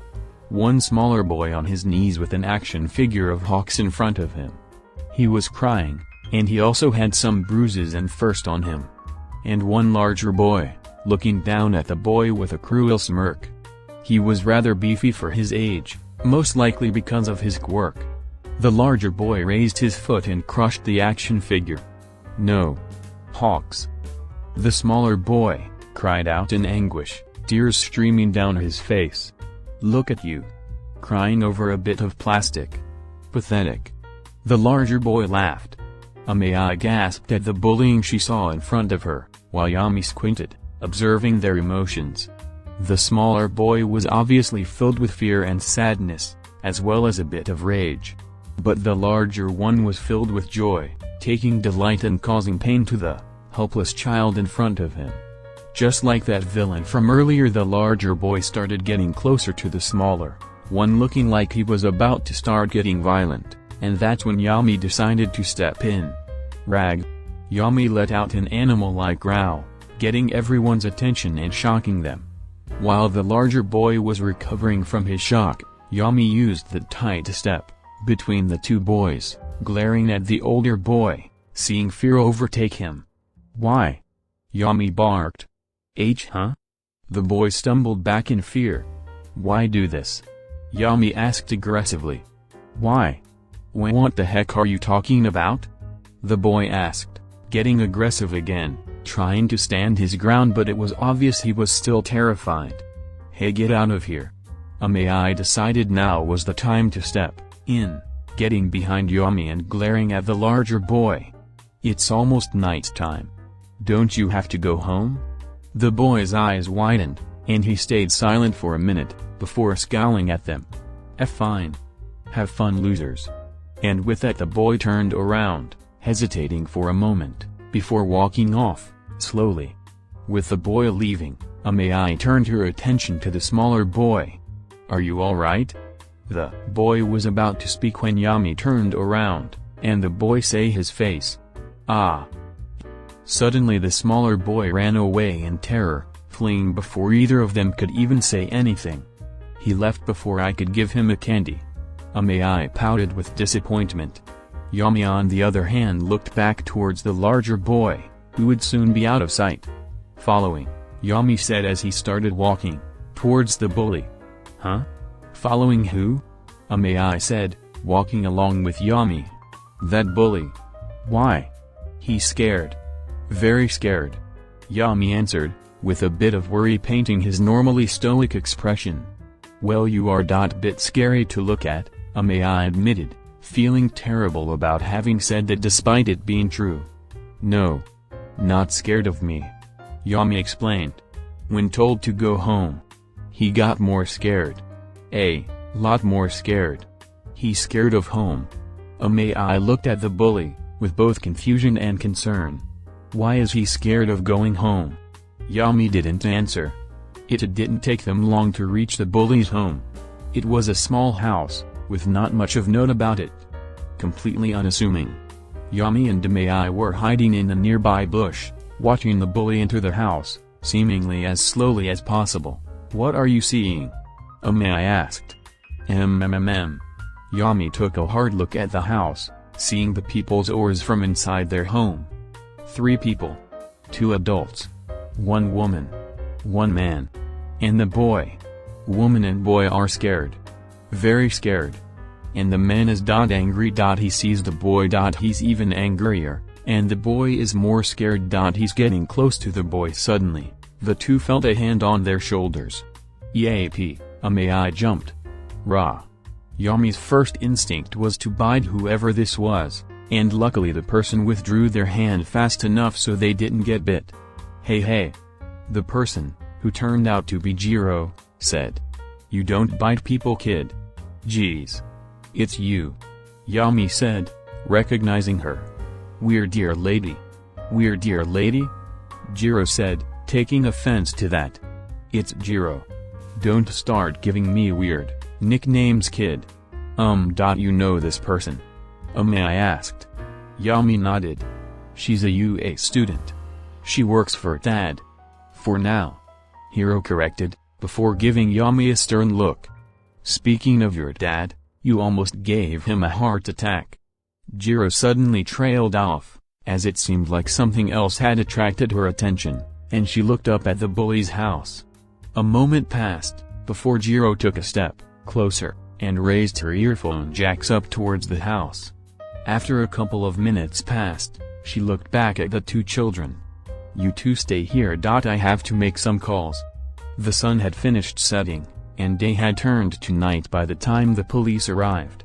Yami and Aoi watched, alongside Jiro, as a man, presumably the young boy's father, was taken out of the house in handcuffs, struggling against the police that were holding him to no avail, and cursing loudly at everyone. What happened? Why is he being arrested? Aoi asked, looking distraught and confused. Well, Jiro winced as she tried to find a way to say this. He was hurting his son, Yami said, beating her to it. Child abuse. See, child abuse? Aoi didn't seem to fully understand what that was, but she grasped a part of it, and that part horrified her. It's okay. He's gone now. Jiro quickly reassured her, not wanting to deal with a crying kid right now. He's can't hurt anyone anymore. Aoi didn't say a word, just looking at the boy and his mother at the doorway, as they watched their abuser get taken away. After the incident with the police was done, it was finally time for the kids to start getting home. Starting with Aoi. After a bit of a walk, they reached the blonde girl's house. It was pretty sizable. Not too big, but decently large. The home of a well-off family. Once they reached the front yard, That's when they decided to say their goodbyes. Aoyama gave Yami and Jiro a polite bow. "Thank you for everything, Midoriya. Today was good? Well, we helped a lot of people, so it has to be good. Right? HNN. Yami nodded. Good. Yeah, it was good. Aoyama said more confidently. Oh. I want to give you this. Aoyama then took a small card out of her bag and presented it to Yami, who took it and gave it a glance. The card was handwritten in colored pencil.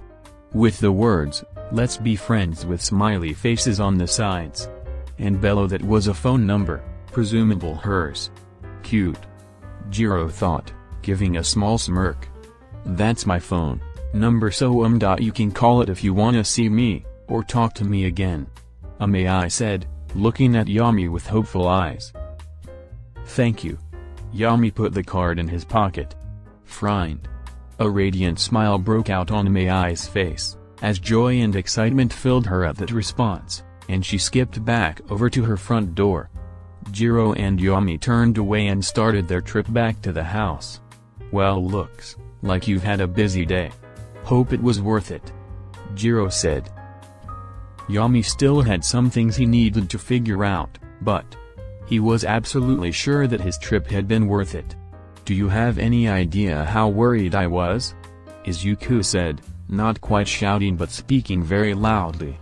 After getting back home, Yami was immediately met by Izuku at the gates, who rushed him into his office, so they could speak.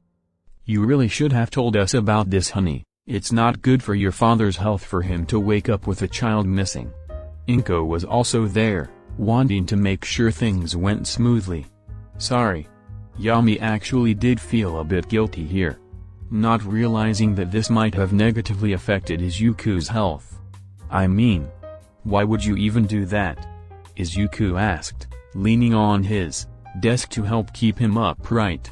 "I needed to understand people," Yami answered. "Can't do that here. This place is different." Izuku's expression softened, as he took in what his son said. It's not like he didn't realize what brought this on. He remembered yesterday's conversation very well. Yami had seen a glimpse of a cruel world and needed to see more. And from what he'd heard on the news and from Jiro's report, he'd seen it. Izuku sighed. "Look, I get it. You can really see the world from here. But next time, just ask, and go with a guide. It's safer that way." Yami nodded. "Dad. That boy who was being abused. He was bullying another boy, and he was enjoying it. Why? He should know it was bad because it happened to him. But he did it. Why?" Izuku paused, going around his desk, and taking a seat. "Okay. Well. I guess it was probably about control."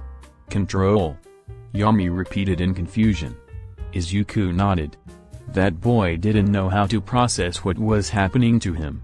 He felt so helpless and powerless. So when he was bullying that boy, he felt in control. Like he had power. It made him feel better for just a little bit. But it wasn't going to fix anything, and in the end, it just made someone else feel bad. So if he had therapy he wouldn't do that? Yami asked. "I mean, if you got him away from that father of his, then probably," Izuku answered. Yami didn't respond, instead just sitting there thinking. After realizing that Yami wasn't going to continue, Izuku spoke. "Well, you did do a lot of good out there. And I am at fault for not establishing rules about going into the city. So I'm not going to be too harsh on you. No desert tomorrow, and you are not allowed to go back into the city for 3 days." Yami had a slight pout, not happy about missing desert, but nodded, accepting his punishment without argument. Now with that decided, Izuku looked down at his son.